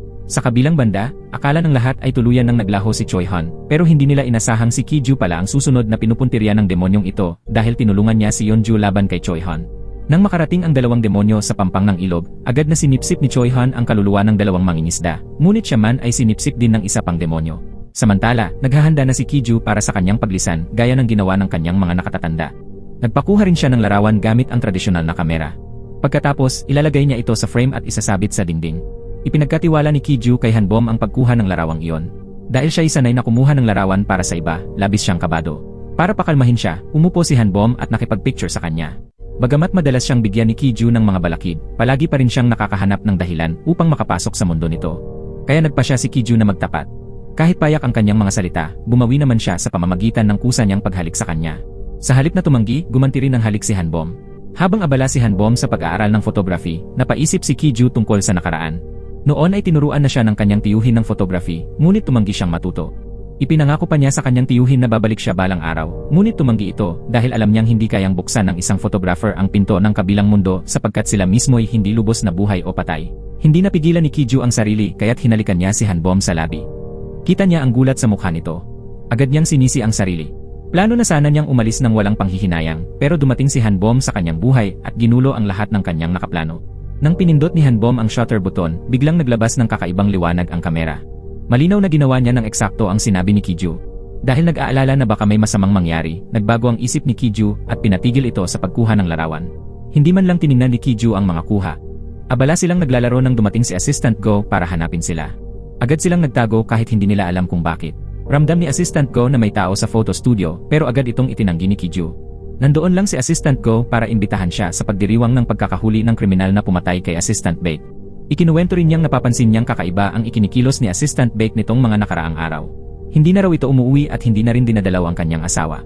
Habang madaldal si Assistant Go, hindi naman nakikinig si Kiju dahil abala siyang pinagmamasdan si Hanbom na naglalaro sa kanyang paanan. Pag-alis ni Assistant Go, parehong nakahinga ng maluwag sina Kiju at Hanbom. Masaya silang nagyakapan. Habang sila'y nag-ihaw ng karne, biglang nabanggit ni Assistant Go ang tungkol sa asawa ni Assistant Bake. Lalo itong ikinagalit ni Assistant Bake at agad niyang naisip ang lalaking nakita niya noon. Lumabas na ang lalaking iyon ay nagtatrabaho sa flower shop na pinag-order ni Assistant Go. Bagamat tinanggihan siya ng kanyang asawa, hindi mapigilan ni Assistant Bake ang galit. Dahil dito, napasunog niya ang iniihaw sa mesa. Kung hindi agad naapula ni Assistant Go ang apoy, tiyak na nasunog ng buo ang iniihaw ni Assistant Bake. Nang makita silang magkatabi ni Hanbom, agad silang pinayuhan ni Assistant Go. Inakala nila na nadiskubre na ang kanilang relasyon. Ngunit ang totoo, natatakot lang si Assistant Go na baka ma-activate nila ang safe zone. Ikinuwento ni Kiju kay Assistant Bake ang tungkol sa customer na dumalaw sa shop noong wala siya. Ang lalaking iyon ay nagdadalawang isip kung magpapakuha ng larawan kasama ang asawa o kasama ang kanyang kalaguyo. Ayon kay Assistant Go, sa huli ay pinili ng lalaki na magpakuha ng larawan kasama ang kanyang kalaguyo. Nang marinig ito, naggitngit si Assistant Bake at di sinasadyang nasira ang mesa. Ngunit hindi iyon ang iniisip niya.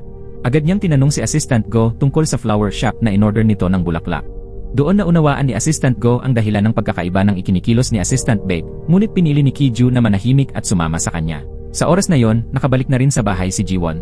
Bagamat ramdam niya ang maraming kababalaghan, pinilit niyang kumbinsihin ang sarili na guni-guni lamang iyon dahil sa sobrang pagod sa trabaho. Naguguluhan pa si Assistant Go kung bakit siya naroon nang mapagtanto niyang siya pala ang kasama sa bahay ni Hanbom. At siya rin pala ang taong matagal na niyang hinahanap sa nakalipas na mga taon. Hindi siya makapaniwala. Pagkatapos hingin ang address ng flower shop, dumiretso roon si Assistant Bake. Doon niya natuklasang may relasyon pala ang kanyang asawa sa may-ari ng flower shop. Malapit nang sumabog sa galit si Assistant Bake nang dumating si Kiju at pinayuhan siyang tumigil. Ayaw ni Kiju na gumawa siya ng masama dahil kapag nakagawa siya ng kasamaan, tiyak na magiging demonyo siya. Gayunpaman, hindi binasura ni Kiju ang paghihiganti ni Assistant Bake. Gusto niyang tulungan si Assistant Bake sa abot ng kanyang makakaya. Abala si Hanbom pero lagi pa rin siyang nagtatanong tungkol kay Kiju. Ngunit mula umaga hanggang gabi, ang tanging natanggap niya ay pagwawalang bahala. Labis ang sakit na naramdaman niya kaya pinilit niyang kumbinsihin ang sarili na matulog na lang. Katatapos lang ni Kiju sa trabaho nang dali-dali niyang tawagan si Hanbom upang imbitahan itong mag-camping. Hiniling niya kay Assistant Go na bantayan ang photo studio. Lumabas na kagabi lang, tinakot ni Kiju si Assistant Go. Pinilit niyang bantayan ang tindahan upang makalabas siya kasama si Hanbom. Bagamat napakaromantiko ng kanilang date, ang mapanganib na estilo ng pagmamaneho ni Kiju ay nagdulot ng kaba kay Hanbom. Gusto namang bumawi ni Assistant Go kay Jiwon dahil hindi ito nakadalo sa date 3 taon na ang nakalipas. Kaya't palihim niya itong tinutulungan sa sarili niyang paraan. Hindi alam ni Jiwon kung bakit parang pabor sa kanya ang kapalaran ngayong araw. Pero dahil sa maayos ang lahat, labis siyang natuwa. Dahil sa kahina-hinalang kilos ni Kiju, nagpa siya si Sonho na imbestigahan ang bahay nito. Ngunit hindi pa rin niya maipaliwanag ang mga kakaibang pangyayari. Ayon sa orihinal na plano, pupunta sina Kiju at Hanbom sa kanlurang baybayin. Ngunit dahil sila'y naligaw, nauubos ang kanilang gasolina. Gustong gawing hindi malilimutan ng date, kaya inimbitahan ni Hanbom si Kiju na magtayo ng tent at mag-stargazing. Habang sila'y nagiging malapit sa isa't isa, binabasa naman ni Assistant Go ang diary ni Kiju. Kakatapos lang niyang purihin ang photo shop bilang payapa at ligtas nang biglang dumating ang demonyo. Binuwal ng demonyo ang mga gamit at naghanap ng mabilisan ng kamera. Alam ni Assistant Go na napakalakas nito kaya't agad siyang tumakbo papasok ng photo shop dahil alam niyang walang demonyong makakapasok dito. Gayunman, ang nagngangalit na itsura ng demonyo ay nagdulot sa kanya ng matinding takot. Pagkagising ni Kiju, hindi niya makita si Hanbom. Ang nakita niya ay ang mga guhit nito na parang sa isang bata, katulad ni Jiangsu. Para bang si Hanbom at si Jiangsu noon ay isa. Pinangahasan niyang tawagin ang pangalan ni Jiangsu. Hindi niya inasahan na si Hanbom pala talaga ang batang iyon. Labis ang kanyang tuwa na buhay pa rin ang batang iyon hanggang ngayon. Upang maunawaan niya ang lahat, ikinuwento niya ang nangyari noon. Laking gulat niya na matagal na pala silang magkakilala. Ang safety circle ay gawa ni Kiju noon pa para kay Jiangsu upang protektahan silang dalawa. Kaya naman kapag magkalapit silang dalawa, kusang na-activate ang safety circle. Pagkatapos dalhin ni Kiju si Hanbom sa trabaho, siya ay umuwi. Sa oras na yon, napapalibutan na ng pulis ang lugar. Alam ni Kiju na pinaghihinalaan siya ng pulis na siyang pumatay sa mga pusa. Ikinuwento ni Assistant Go ang nangyari. Doon napagtanto ni Kiju na malapit na siyang umalis. Kanina lang ay labis ang kanyang saya sa piling ni Hanbom pero ngayon natatakot siya dahil sa pagbisita ng demonyo.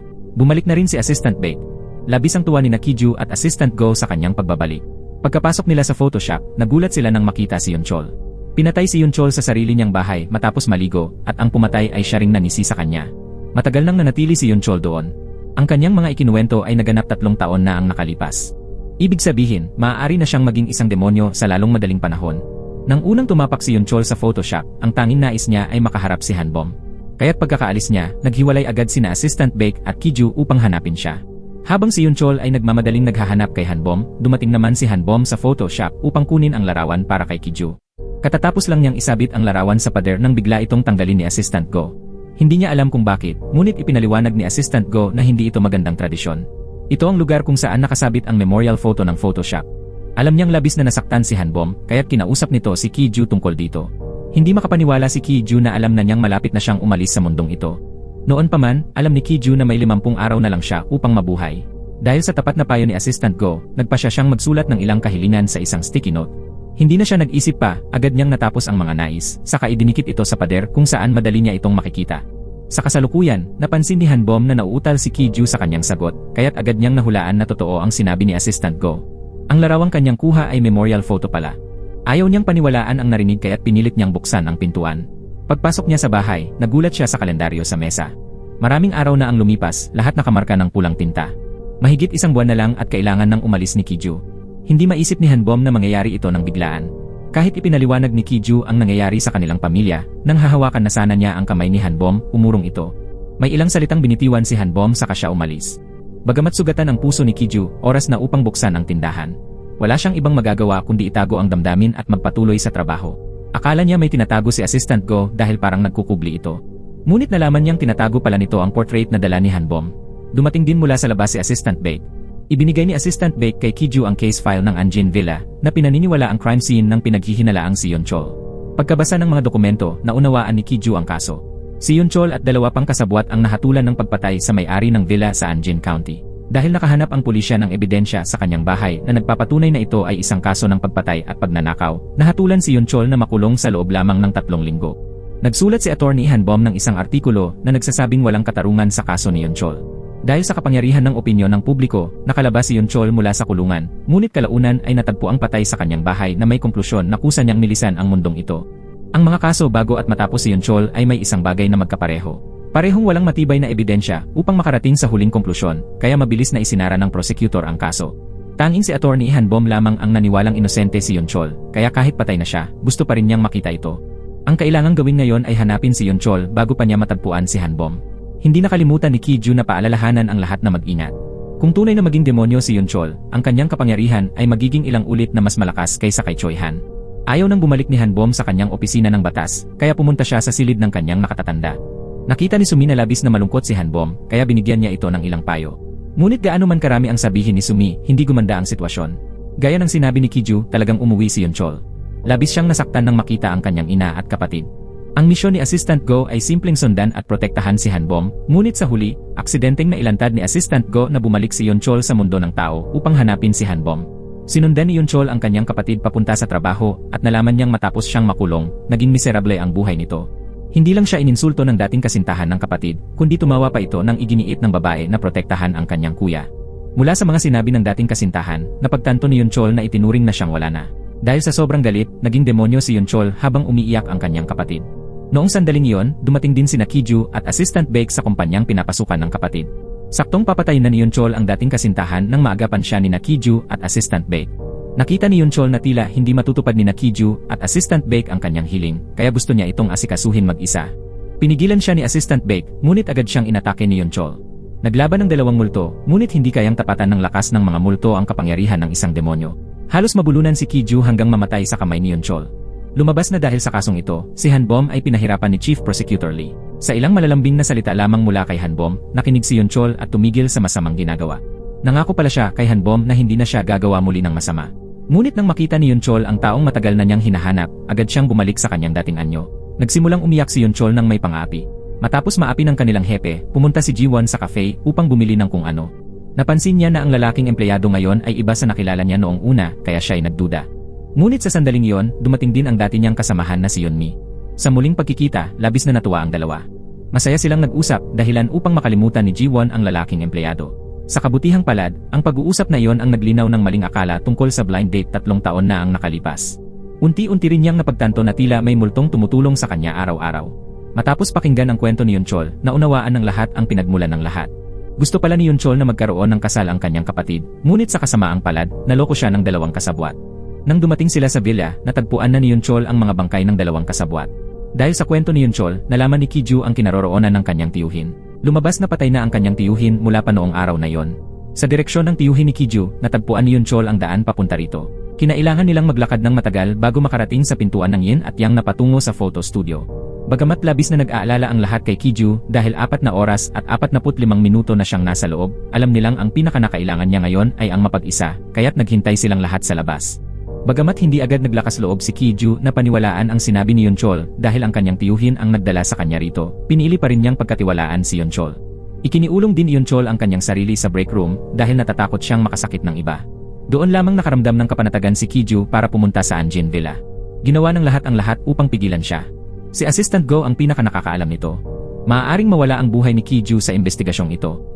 Nag-aalala si Hanbom para sa kaligtasan ni Kiju, ngunit gusto rin niyang hanapin ang kasagutan sa kaso noong taong iyon, kaya sumama siya sa bus. Natatakot si Assistant Go na magwala si Yunchol at saktan siya, kaya hindi siya naglakas loob na pumasok sa shop. Nakapwesto na lang siya sa labas at tumingin sa buwan. Nagkataon na lumabas din si Jiwon. Naakit silang dalawa ng magandang liwanag ng buwan, kaya matagal silang nanatiling tahimik na magkasama. Sa una, malayo ang pagitan ni Kiju at Hanbom sa upuan, ngunit nang makita niyang inaapi siya ng multong malalaki ang mata, lumapit siya upang maramdaman niyang ligtas. Hindi nagtagal, nakarating sila sa Anjin Mansion. Alam ni Kiju na walang kamera roon, kaya direkta siyang umakyat. Pagkatapos, binuksan niya ang pinto para kay Hanbom. Pagdating nila, natuklasan nilang hindi simpleng kaso ito. Parang nakaplano na ang lahat mula pa noong una.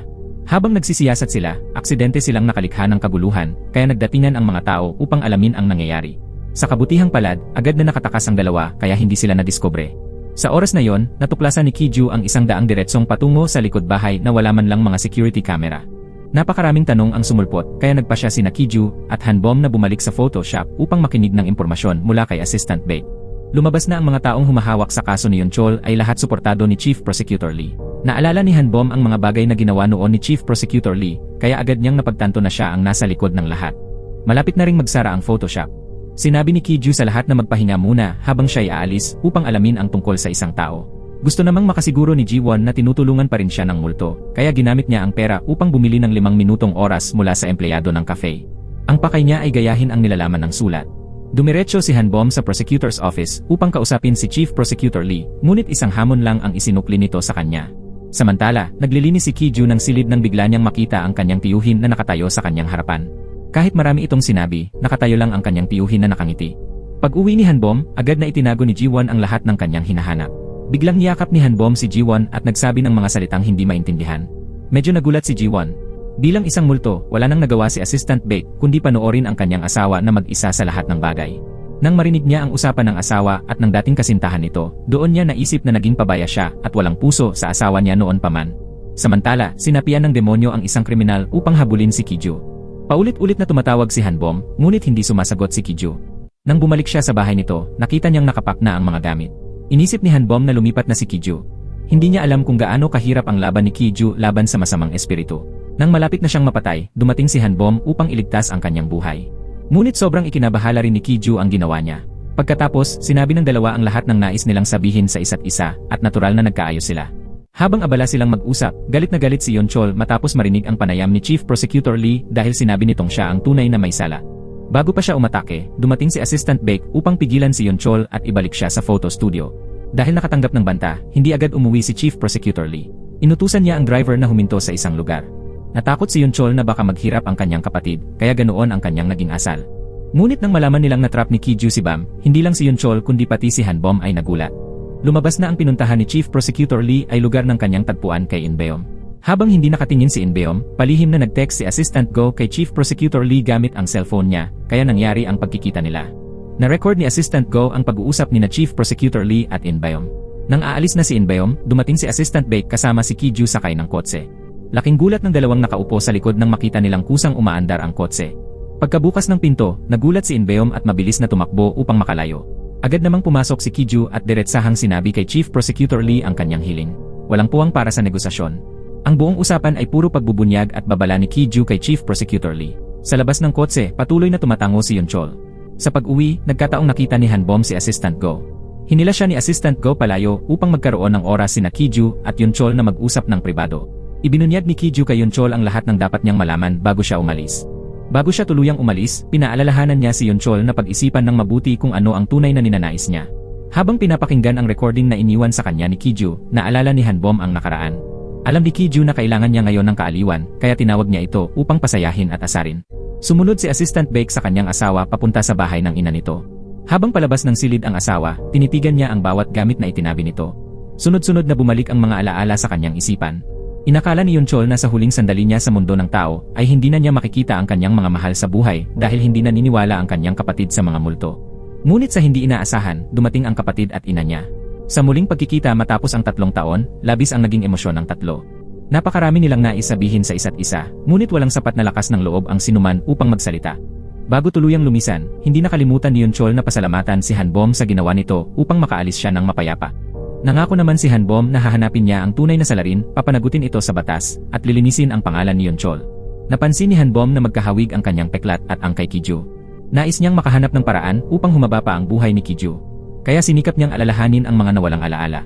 Nang malaman niyang may blind date si Jiwon, labis na nalungkot si Assistant Go. Samantala, araw-araw namang magkasama sina Hanbom at Kiju. Napansin ni Kiju na ginamit ni Assistant Go ang kanyang card para bumili ng bagong suit at sinunog pa ang sarili niyang suit. Galit na galit si Kiju, ngunit dahil pinuri ni Hanbom na maganda ang suit, wala siyang nagawa laban kay Assistant Go. Nang muling inapi si Jiwon ng kanilang department head, sinapian ni Assistant Go ang taong nasa tabi niya upang protektahan siya. Ngayon, nahulaan ni Jiwon na si Assistant Go ang sumapi. Bagamat hindi niya ginustong maging ganoon ang kanilang unang pagkikita, wala na siyang ibang magagawa. Kaya wala nang nagawa si Assistant Go kundi gumamit ng katawan ng iba para makausap siya. Samantala, inamin ng asawa ni Assistant Baek sa kanyang ina ang tungkol sa kanyang pagtataksil at malinaw na narinig ni Assistant Baek ang lahat ng sinabi niya. Inamin ng asawa niya na nasaktan siya dahil sa relasyon niyang iyon. Sa gitna ng investigasyon, natuklasan ni Kiju na walang record ng pagpunta sa ibang bansa ang may-ari ng villa, ngunit hindi rin ito mahanap ng mga pulis. Lubos itong nagdulot ng sakit ng ulo sa kanya. Mula sa mga nalaman ni Assistant Baek, lumalabas na may natuklasang pagkakatulad si Kiju sa mga insidenteng nangyari noon. Sa sandaling iyon, nakilala ni Hanbom ang tunel kung saan nagkaroon ng aksidente ang kanyang pamilya noong bata pa siya. Alam ni Kiju na ang pinakakailangan ni Hanbom ngayon ay oras para hilumin ang sarili. Kaya palihim niyang binalak na lutasin ang kaso nang hindi siya sinasali. Bumalik si Assistant Baek sa bahay upang linisin ang silid ng kanyang asawa. Nagulat ito, ngunit nakaramdam din ng kakaibang pakiramdam. Plano sanang mag-isa ni Kiju na pumunta sa tunel, pero pagkapasok pa lang niya sa kotse, sumakay na agad si Hanbom. Pinilit nitong sumama sa kanya. Pagkaalis nila, dumating naman si Sungho sa kanilang bahay. Sinubukan niyang buksan ang pinto para makapasok, ngunit nakalok ito kaya inusisan niya ang mga gamit sa labas ng bahay. Natakot si Kiju na baka hindi kayanin ni Hanbom ang pagpasok sa tunel, kaya binalak niyang siya lang ang pumasok. Tinanggihan ni Hanbom ang kanyang mabuting hangarin, kaya't sabay silang pumasok upang magsiyasat. Pagkapasok pa lang nila sa basement, biglang lumitaw sa harap ni Hanbom ang malinaw na eksena ng aksidente noong panahong iyon. Napagtanto niyang 2 aksidente ang naganap sa araw na iyon, hindi lang isa. Ang ikalawang aksidente ay ang pagkamatay ng tiyuhin ni Kiju. Ang dahilan nito ay dahil sinubukan nitong iligtas si Hanbom. Pagkarinig nito, mas naging determinado si Kiju na alamin ang katotohanan mula pa 20 taon na ang nakalipas. Sa katunayan, hindi agad namatay ang buong pamilya ni Hanbom matapos silang pagsasaksakin. Noong panahong iyon, sinubukan silang iligtas ng tiyuhin ni Kiju, ngunit sa kasamaang palad ay siya ang napatay ni Sungho. Swerte lang na hindi nakita si Hanbom kaya siya ang nakaligtas. Dahil aksidenteng napindot ni Hanbom ang shutter button, siya ang napili ng kamera upang dalhin ito kay Kiju. Ayaw ni Kiju na isipin niyang siya ang dahilan ng pagkamatay ng kanyang tiyuhin, kaya kunwari nagwalang bahala ito at inaya siyang kumain sa labas. Gayunpaman, matapos ang 20 taon ng paghihintay, hindi niya natanggap ang magandang balitang inaasahan niya. Patuloy na nagkunwaring normal si Kiju para hindi sisihin ni Hanbom ang sarili. Ngunit nang makauwi, labis siyang nagalit dahil wala pa ring naaalala si Hanbom kahit na 2 buwan na niya itong inaalagaan. Matapos ang sandaling biruan at kasayahan, nagpaalam na sila.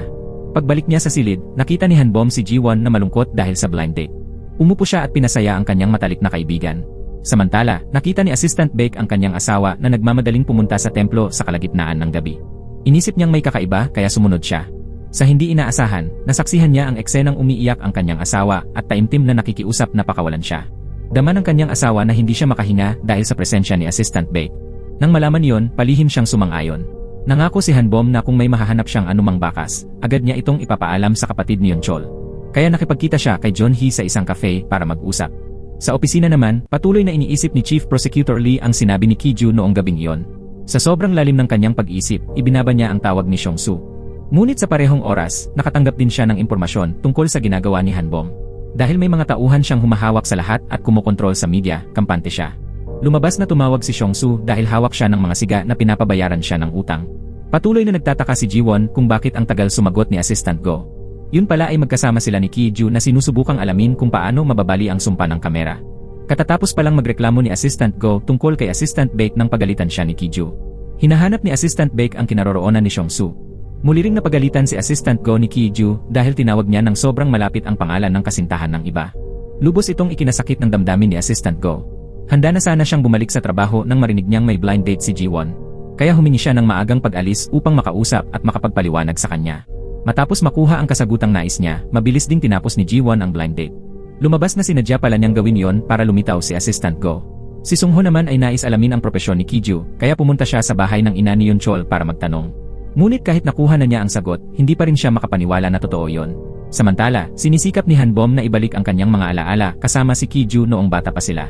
Sa oras na yon, dumating si Attorney Sumi dala ang mga dokumentong kailangan ni Hanbom. Nang panahong iyon, nakatanggap si Hanbom ng balita mula sa istasyon ng pulisya na ibinasura na ang demanda. Kahit sinubukan ni na Assistant Go at Kiju na humanap ng maraming tesis mula sa iba't ibang bansa, wala pa rin silang nakuhang mahalagang impormasyon. Alam ni Kiju na may blind date si Assistant Go ngayong araw. Kaya pinayagan niya itong umalis ng maaga. Medyo magulo ang blind date ni na Jiwon at Assistant Go dahil kinailangang sumapi si Assistant Go sa ibang tao kada 10 minuto. Pero masaya pa rin sila. Habang malapit na silang maghalikan, natapos ang oras ng pagsapi ni Assistant Go. Lubos siyang nagalit dahil nakita rin niyang nagde-date sina Kiju at Hanbom. Dahil alam niyang kailangang ipaliwanag ang sitwasyon, inimbitahan ni Kiju si Jiwon sa photo shop para mag-usap. Habang lasing na lumabas si Xiongsu para sumakay ng taxi, dinala siya ni Assistant Baek sa photo shop.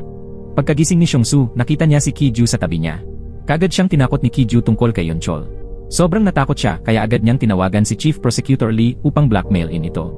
Habang nag-uusap sina Hanbom at Jiwon, sa kabilang banda ay inutusan ni Assistant Baek si Kiju na sunugin ang lahat ng gamit nila ng kanyang asawa. Bagaman wala na siyang anumang panghihinayang sa lugar na ito, bago tuluyang umalis ay gusto pa rin niyang makilala ang lalaking nag-aalaga ng flower shop. Gayunman, hindi ito kagyat na bagay. Sinabi ni Assistant Baek kay Kiju na gawin na lamang iyon kapag siya ay may libreng oras. Habang binabasa ni Hanbom ang diary ni Kiju tungkol sa kanya noong bata pa siya, bigla niyang naalala ang mga nangyari noong taong iyon kaya siya ay natuwa. Sobra ang tuwa ni Hanbom na pagkabalik ni Kiju mula sa labas ng pintuan, agad niya itong niyakap at hinalikan. Hindi pa rin siya makapaniwala sa saya. Kinabukasan, nangyayain siya ni Kiju, nalaman niyang siya pala ang unang pag-ibig nito. Kaya buong araw siyang abala sa pagpili ng damit na isusuot para sa kanilang paglabas. Habang abala si Hanbom sa pagpili, abala rin sina Kiju at Assistant Go sa paghahanap kay Xiongsu. Naalala ni Hanbom na 3 tao pala ang naroon noong araw ng aksidente. Gusto sana niyang tawagan si Kiju upang pag-usapan iyon, ngunit hindi niya alam na sa kabilang dako ay bigla namang nakatagpo ni Kiju si Sungho. Si Sungho ay kontrolado na ng demonyo. Nag-alala si Hanbom sa buhay ni Kiju kaya tumakbo siya sa buong parke upang hanapin ito. Nang makita niya, tuwang-tuwa siyang yumakap dito. Ngunit sa pagtataka niya, dumaan lamang siya sa katawan ni Kiju. Bago pa nito, masaya pa silang nag-uusap tungkol sa ika-35 kaarawan ni Kiju at sa kanilang magiging hinaharap. Maingat na nagsiyasat si Kiju at natuklasan niyang anak pala ni Chief Prosecutor Lee si Sungho. Siya rin ang may kagagawa ng magkasunod na aksidente, kaya itinago ng ama ang insidente. Lahat ng mga pangyayari mula noon hanggang ngayon ay bahagi ng plano ni Sungho. Hindi inaasahan, may multiple personality pala siya at nakipagsabuatan pa sa demonyo upang gumawa ng masasamang bagay. Nang mabunyag ang katotohanan, nagsanib puwersa sina Sungho at ang demonyo upang patayin si Kiju. Sa kabutihang palad, tumakbo si Kiju patungo sa mataong lugar at nakatakas. Bagaman dinala siya sa emergency room, tumigil ang kanyang paghinga habang nasa daan pa lamang patungong ospital. Sa pag-akalang hindi na siya mabubuhay, pinayagan ni Kiju na pumunta ang kanyang kaluluwa kay Hanbom. Samantala, ginamit ng demonyo ang katawan ni Sungho upang makapasok sa Photoshop. Ngunit bago pa man niya mahawakan ang kamera, biglang naglaho ang silid. Ang totoo, muling tumibok ang puso ni Kiju. Katatapos lamang ng matagumpay na operasyon. Dumating din sa ospital sina Assistant Baek at Hanbom. Natatakot si Kiju na makuha ng demonyo ang kamera, kaya ibinalik niya ang kanyang kaluluwa sa Photoshop. Ngunit kahit anong pilit niya, hindi siya makapasok sa loob. Doon napagtanto ni Kiju na nakasara na ang shop. Wala na siyang ibang magagawa. Bumalik na lamang si Kiju sa ospital. Upang patayin siya, tinangkang akitin ng demonyo si Sungho. Ngunit gaano man ito magsikap, hindi bumigay si Sungho sa tukso. Sa sobrang galit, tinakot ng demonyo na tatapusin niya ang buhay ni Sungho. Nang bumalik ang kaluluwa ni Kiju, natuwa sina Assistant Baek at Assistant Go. Kailangan na nilang mahuli agad si Sungho upang hindi makuha ng demonyo ang kamera. Inatasan si Hanbom na bantayan ang katawan ni Kiju, samantalang si Kiju at ang dalawang assistant ay kanya-kanyang tungkulin na dapat tuparin. Pare-pareho ang kanilang mithiin, ang mabilis na mahuli si Sungho. Nagwiwisik ng pulang munggo at asin si Hanbom sa harap ng silid, nang biglang dumating ng sabay sina Sungho at ang demonyo. Nakita ng demonyo na pinipigilan siya ng safety circle na makapasok sa katawan ni Sungho, kaya't inutusan niya itong patayin si Kiju sa sarili nitong mga kamay. Nag-iisip pa si Hanbom kung paano ililigtas si Kiju nang biglang dumating sina Jiwon at isang pulis sa tamang oras. Yun pala, junior ni Sungho ang pulis. Dahil sa kanilang pagdating, nakataka si Kiju. Nais ni Jiwon na palakasin ang loob ni Hanbom kaya ikinuwento niya ang sariling karanasan, kung paano siya nagkaroon ng cancer at nalampasan yon. Mula sa pagkabigla, nagbago ang damdamin ni Hanbom tungo sa pag-asa. Plano ni Assistant Go na ipasiyasat sa mga gwardiya ang bahay ni Sungho para sa mga ebidensya. Ngunit hindi inaasahan, bumalik din sa oras na yon sina Sungho at ang demonyo. Hindi nakapasok sa bahay si Assistant Go at siya'y pinagbantaan ng demonyo. Natakot si Assistant Go at agad na tumakas. Subalit ang lahat ng ito ay bahagi lamang ng plano ni Kiju. Iniisip ni Kiju na siya na mismo ang haharap sa katawan ni Seongsu. Ngunit nang buksan ni Assistant Baek ang kanyang maleta, damit lamang ang nakita niya. Kaya't si Kiju na mismo ang nagtungo sa apartment upang magsiyasat. Subalit pagdating doon, nadismaya siya dahil hindi makagalaw ang kanyang kaluluwa at hindi makahawak ng anuman. Dahil walang nakitang mahalagang impormasyon si Kiju, napilitan siyang bumalik sa ospital. Muli, nagsinungaling siya kay Hanbom. Marahil, ang makaligtas lampas sa edad na 35 ay bagay na hindi na niya inaasahan. Habang inaapi ang kanyang asawa, hindi sinasadyang nakaisip si Assistant Baek ng masamang balak laban sa iba. Kung hindi dumating ang may-ari ng flower shop upang iligtas sina Ray, malamang ay tuluyan ng naging demonyo si Assistant Baek. Habang sinisikap ng may-ari ng flower shop na kumbinsihin sina Ray na tanggapin siya, dumating naman sina Sungho at ang kanyang mga tauhan sa bahay ni Kiju. Dito, natuklasan ng mga tauhan ni Sungho ang maleta na may lamang bangkay ni Seongsu. Napag-alamang iniwan pala ni Sungho ang maleta dito kagabi. Bagaman alam ni Jiwon na kailangang pumasok si Assistant Go sa katawan ng ibang tao upang makagawa ng normal na bagay, hindi niya ito tinawanan. Bagkus, sinamantala niya ang bawat segundo upang makasama ito. Habang nag-uusap sila, nakita ni Assistant Go na dumarating sina Sungho at ilang pulis upang arestuhin si Kiju. Nais ng demonyo na tuluyang sirain ang bilog ng kaligtasan. Kaya't nakaisip ng paraan sina Sungho upang mapaalis si Hanbom sa katawan ni Kiju. Ginawa nilang pinaghinalaan ng mga pulis si Hanbom bilang suspect sa pagpatay kay Seongsu. Habang pinagbabantaan ni Sungho si Hanbom sa silid ng investigasyon, si Kiju naman ay kailangang isailalim sa agarang operasyon. Nang marinig ni Sungho ang balita, agad siyang pumunta sa ospital. Marahil ay gusto niyang masaksihan mismo ang pagkamatay ni Kiju. Ngunit nagkunwari si Jiwon bilang nurse upang ilihis ang atensyon ng lahat. Sinamantala ni Assistant Go ang pagkakataon upang pumasok sa katawan ng isang doktor at mailipat si Kiju sa ibang silid. Nais naman ni Assistant Baek na makahanap ng ebidensya na nakapunta si Sungho sa Photoshop, kaya't buong tiyaga niyang sinuri ang mga kuha sa CCTV. Tinipon ni Assistant Go ang mga ligaw na kaluluwa upang parusahan ang masamang espiritu. Habang tuwang-tuwa silang makita ang video na nagpapakita kay Sungho na nagdadala ng maleta na may bangkay papasok sa Photoshop. Sa silid ng investigasyon, todo kayod si Hanbom na kumbinsihin ang batang pulis na si Sungho ang tunay na dapat pagdudahan. Nang makita ng demonyo na hindi mapapayag ni Sungho ang kanyang ama na ipag-utos ang pag-aresto kay Hanbom, pinasok ng demonyo ang katawan ni Sungho upang takutin ang ama nito. Samantala, pumunta sina Kiju at Assistant Baek sa ikalawang sasakyan ni Sungho upang maghanap pa ng ebidensya. Dahil kumpiyansa si Hanbom na si Sungho ang mamamatay, naniwala sa kanya ang batang pulis. Kasabay nito, natanggap niya sa kanyang telepono ang video recording kaya't pinakawalan niya si Hanbom ng gabing iyon. Samantala, natunto ng demonyo ang silid sa ospital kung saan nakahiga si Kiju. Kasabay nito, nagtaksi na pauwi ng ospital si Hanbom. 2 oras na lang at aabot na si Kiju sa edad na 35. Alam ni Sungho na siya na ang tinutugis ng mga pulis dahil sa kasong pagpatay. Dahil dito, tinutukan niya ng banta ang buhay ni Hanbom sa bubungan. Bagaman hindi makadampi sa anumang bagay ang kaluluwa ni Kiju, dahil sa matinding pagmamahal niya kay Hanbom, sa mismong sandaling malalaglag ito ay nagtagumpay siyang mahawakan ang kamay niya at nahila pa itaas. Nahulog si Sungho mula sa bubungan, ngunit nawala rin kasabay nito si Kiju. Sa katotohanan, hindi tuluyang nawala ang kaluluwa ni Kiju, kundi bumalik siya sa photo studio ng kanyang tiyo. Kinailangan niyang tuparin ang tungkulin bilang litratista, ang tulungan ang kanyang tiyo upang tuluyang makalaya. Pagkatapos ng ikalawang pagkuha ng larawan, na maalam na rin ang kanyang tiyo at nakabalik siya sa sariling katawan. Naunawaan ito ni Hanbom kaya't dali-dali siyang bumalik sa ospital. At totoo nga, nagising na si Kiju. Pagkapalabas ng ospital, dumiretso sila ni Assistant Go sa silid ni Sungho sa ospital. Nakita ni na Assistant Go at Assistant Baek na pinalitan na ni Kiju ang palayaw ni Hanbom bilang mahaybom. Kaya't palagi nila itong inaasar, dahilan upang pamulahan siya ng mukha sa hiya. Sa oras na yon, hindi na gumagana ang bilog ng proteksyon ni Kiju at Hanbom, kaya tila kakaiba ang kanilang pakiramdam. Muling nagbukas ang Photoshop. Ang unang ginawa ni Kiju pagbalik ay isabit ang memorial photo ng kanyang tiyo sa dingding. Nilinis din niya ang Photoshop at itinapon ang mga hindi na kailangan, lalo na ang kanyang kalendaryo. Inakala ni Sungho na ipagtatanggol pa rin siya ng kanyang ama, kaya't nang dalhin siya sa silid ng investigasyon, arogante pa rin siya.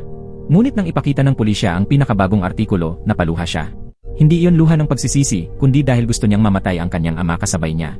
Gaya ng sinabi, bigla na lang inorganisa ni Hanbom at ng dalawang assistant ang isang birthday party para kay Kiju. Unang beses itong naranasan ni Kiju kaya't labis siyang natuwa at nasabi. Habang nag-uusap ng pribado si Hanbom at Kiju, bigla siyang nakaramdam ng matinding kirot. Lumilitaw na ang marka sa kanyang likod ay unti-unting naglalaho sa isang himala. Masayang ibinalita ni Kiju ito kay Assistant Baek.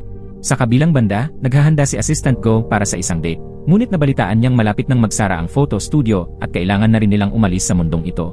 Inakala niya nasasama ang asawa ni Assistant Baek sa may-ari ng flower shop, ngunit sa hindi inaasahan, diretsahan siyang tinanggihan ng asawa.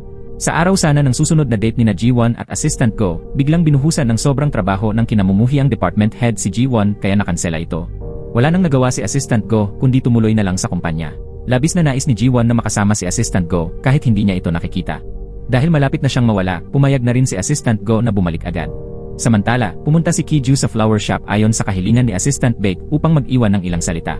Bagaman walang konkretong ebidensya si Hanbom upang ipakulong si Chief Prosecutor Lee, determinado siyang matanggap nito ang karampatang parusa para sa kanyang mga kasalanan. Nang gabing iyon, masaya si Hanbom dahil malapit ng hatulan si Sung-ho, ngunit nalungkot din siya nang marinig na malapit nang mawala ang photo studio at lahat ng naroon. Kahit marami pang bagay na gustong gawin ni Kiju kasama si Hanbom, ang nais niya sa kasalukuyan ay makatulog silang magkasama sa isang kama. Bagaman may konting pagkailang, nasanay din sila at mabilis na nakaangkop. Gaya ng sinabi ni Kiju kay Hanbom, maingat niyang naasikaso ang lahat.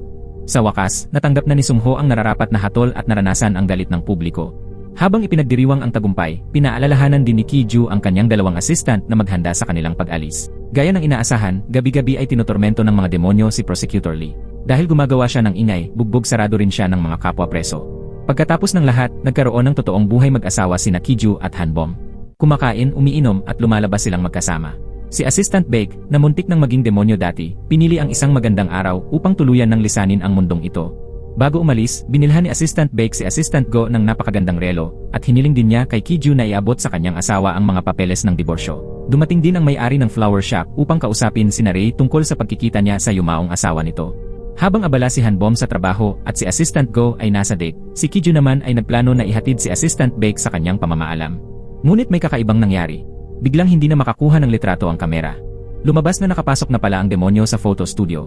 Upang hindi maagaw ng demonyo ang kamera at makapatay ng maraming inosenteng tao, nagpasya si Assistant Baek na mag-anyong demonyo para sipsipin ito sa kanyang katawan at doon natapusin. Bagamat matagumpay nilang nawasak ang demonyo, tuluyan ding nawala si Assistant Baek at hindi na siya nakalaya. Sa sandaling iyon, sabay na nagningning ang mga marka sa katawan ni Kiju at Hanbom.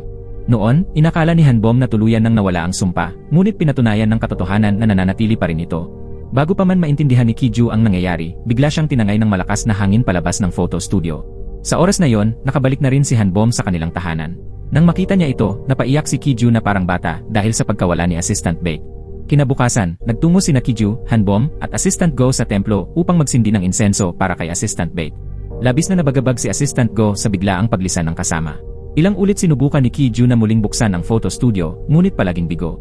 Sigurado siya na tuluyan nang nawala ang photo studio at ang kamera, ngunit ang sumpa ay nanatili pa rin sa kanya. Bigla namang dumating si Ray upang siya'y hanapin. Natupad din ni Kiju ang huling habilin ni Assistant Baek. Bagamat tuluyang naglaho na ang marka ni Kiju, nanatili pa ring malinaw ang kay Hanbom, kaya't nag-aalala siya kung talagang nabasag na ang sumpa. Dahil ayaw niyang mag-alala si Kiju, itinago niya ito sa kanya. Samantala, kahit mahusay si Ji-won sa kanyang probationary period, hindi siya ginawang opisyal na empleyado ng department head. Sa halip, ibang babae ang napromote at siya ay binigyan ng karagdagang 3 buwan bilang intern. Noon ay naghahanap ng paraan si Kiju para maipadala na si Assistant Go, ngunit nagpa siya itong manatili sa mundo ng tao. Alam niyang marami siyang kaharaping problema, ngunit dahil sa galit kay department head, nagalit si Ji-won. Subalit para hindi mag-alala si Assistant Go, nagkunwari siyang maayos ang lahat. Sa panahong iyon, nagbahagi sila ng halik. Para kay Ji-won, iyon ang unang halik. Para kay Assistant Go, iyon naman ang huli. Habang naglilinis ng tindahan, nakakita si Kiju ng papel na may nakasulat tungkol sa itim na buwan. Dahil hindi niya ito naintindihan, binaliwala niya ito. Nagpasya siyang magbukas ng isang tunay na photo studio. Tahimik ang naging buhay niya at hindi na siya ginugulo ng mga multo gaya ng dati. Ngunit hindi ganoon kaswerte si Hanbom.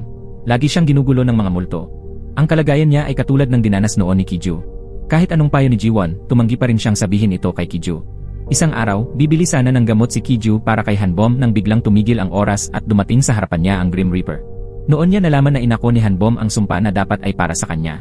Alam niyang wala ng paraan upang pigilan si Hanbom na akuin ang sumpa, ngunit matigas pa rin ang ulo ni Kiju, umaasang mapoprotektahan siya. Gabi-gabi hindi sila makatulog. Pilit nilang itinago ang tunay na nararamdaman.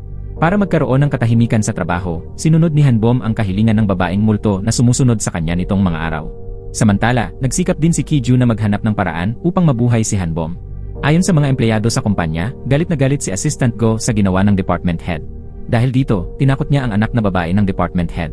Habang nadakip ng pulis si Hanbom at dinala sa presinto, kinailangan ni Kiju na utusan si Assistant Go na pumasok sa Photoshop upang kunin ang diary, sapagkat hindi na siya maaaring pumasok doon.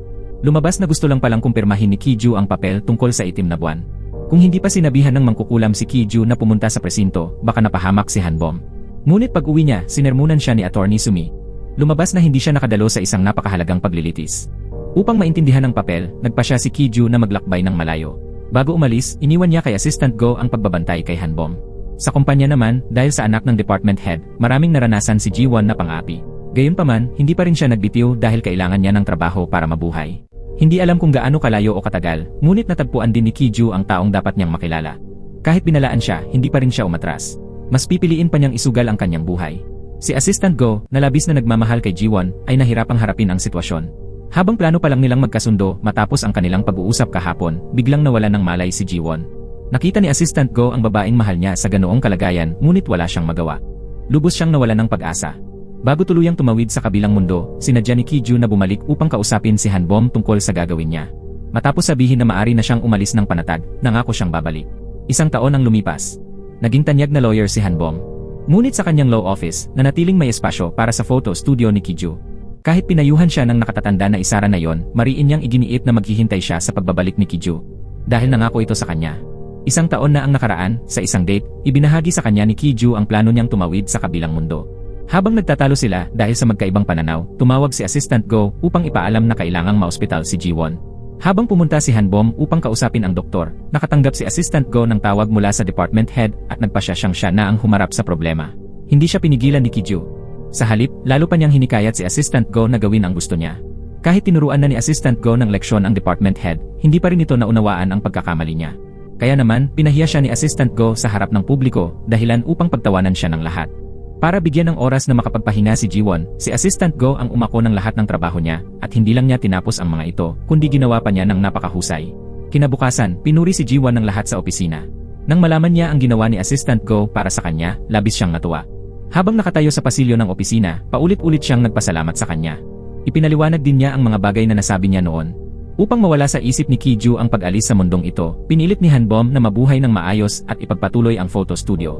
Sa mga oras na yon, nakatanggap ng tawag si Hanbom. Ang nasa kabilang linya ay nagsabing lasing si Kiju sa bar. Kahit wala na siya sa katinuan, sinikap pa rin ni Kiju na kumbinsihin ang kasintahan niyang suportahan ang kanyang desisyon. Bago umalis, iniatas ni Kiju kay Assistant Go ang tungkulin na protektahan si Hanbom. Nakita ni Hanbom na kahit anong pigil niya, aalis at aalis pa rin ang nobyo niya. Wala na siyang nagawa kundi sang-ayunan ito at tulungan siyang ihanda ang mga gamit. Bago siya tuluyang umalis, pinaalalahanan pa niya si Hanbom na mag-ingat sa araw ng kabilugan ng buwan. Isa pa, kailangan niyang maghintay sa pagbabalik niya. Gaya ng sinabi ng sugo, pag-apak pa lang ni Kiju sa ipinagbabawal na lupain, maraming multo ang agad na sumugod upang agawin ang kamera. Samantala, alam ni Ji-won na kung mananatili siya sa Photoshop kasama ni Hanbom at Assistant Go, tiyak na malalagay siya sa panganib. Ngunit pinili pa rin niyang manatili. Sama-sama nilang nilikha ang isang harang at hinarap ang panganib. Nakita ni Kiju na palubog na ang buwan at kakaunti na lamang ang oras. Kaya niyakap niya ang kamera at tumalon sa bangin. Sa kabutihang palad, diretso siyang bumagsak sa pintuan ng harang. Habang hinahanap niya ang pasukan papunta sa kabilang mundo at tumatakbo mula sa mga demonyong humahabol, hindi na nakayanan ng Photoshop ni Hanbom ang pag-atake. Nakalabas ang lahat ng demonyo mula sa pintuan ng harang. Alam ni Hanbom na kung mananatili siya, tiyak na mamamatay siya. Ngunit pinili pa rin niyang manatili para makatakas ang pinakamamahal niyang kaibigan. Pagdating sa kabilang mundo, nakatagpo ni Kiju ang Diyos ng kamatayan. Nagkaroon sila ng kasunduan, ibabalik niya ang kamera kapalit ng buhay ng kanyang minamahal. Ngunit kapalit nito, siya mismo ang mawawala ng buhay. Kakabalik pa lang ng kamera sa dapat nitong kinalalagyan nang biglang gumuho ang lugar na kinatatayuan ni Kiju. Kahit nakatakas siya, sugatan at nawalan siya ng malay. Halos mapatay ng mga multo si Hanbom ngunit tuluyang nawasak ang mga ito ng harang. Labis ang pagdadalamhati ni Hanbom nang makita niyang napakatagal nang hindi nakakabalik ang kanyang nobyo. Nawala man ang sumpa sa kanyang katawan, hindi naman bumalik ang taong pinakamamahal niya. Lumipas ang 1 taon. Sina Ray, ang dating asawa ni Assistant Beck, ay tuluyang nakapag-ayos ng kanyang damdamin. Nagsimula na siyang mamuhay ng ganap. Si Son Ho ay pinarusahan ng batas dahil sa kanyang mga kasalanan. Naging guro si Assistant Go. Nagsulat siya ng mga libro at nagturo sa mga multong nananatiling ligaw sa mundo. Lalong gumanda ang takbo ng trabaho ni Ji-won at humanga pa sa kanya ang ibang tao. Ang relasyon ni na Assistant Go at Ji-won ay nanatiling puno ng pag-ibig. Mahigit 400 araw na silang nagmamahalan. Mabilis na dumating ang pagbabago ng panahon at naglakbay mag-isa si Hanbom. Nananatili pa rin sa puso niya ang pag-asang buhay pa ang minamahal niya at babalik din ito. Isang taon nang natutulog ng mahaba si Ki-ju sa lupain ng mga patay. Dumating si Jun-hee upang gisingin si Ki-ju at ilayo siya sa lugar na yon. Pagka-uwi pa lang, nakita ni Hanbom na pula ang mensaheng ipinadala niya kay Ki-ju. At higit pa roon, nakita rin niya si Ki-ju mismo. Matagal siyang naghintay kaya hindi niya agad mawari kung totoo nga ba ang taong nasa harap niya. Hanggang sa niyakap siya nito, doon lang siya naniwala sa nakikita ng kanyang mga mata. Napaiyak siya na parang bata. Habang umiiyak, ikinuwento niya rito ang lahat ng pinagdaanan niya sa isang taong paghihintay. Pagbalik ni Ki-ju, opisyal na silang nag-date ni Hanbom. 3 tao at isang multo, pinahahalagahan nilang lahat ang bawat araw na magkasama sila. At dito nagtatapos ang pelikula. Shoutout kay Glennie May Bicaldo. Maraming salamat sa panonood. Hanggang sa muli, paalam.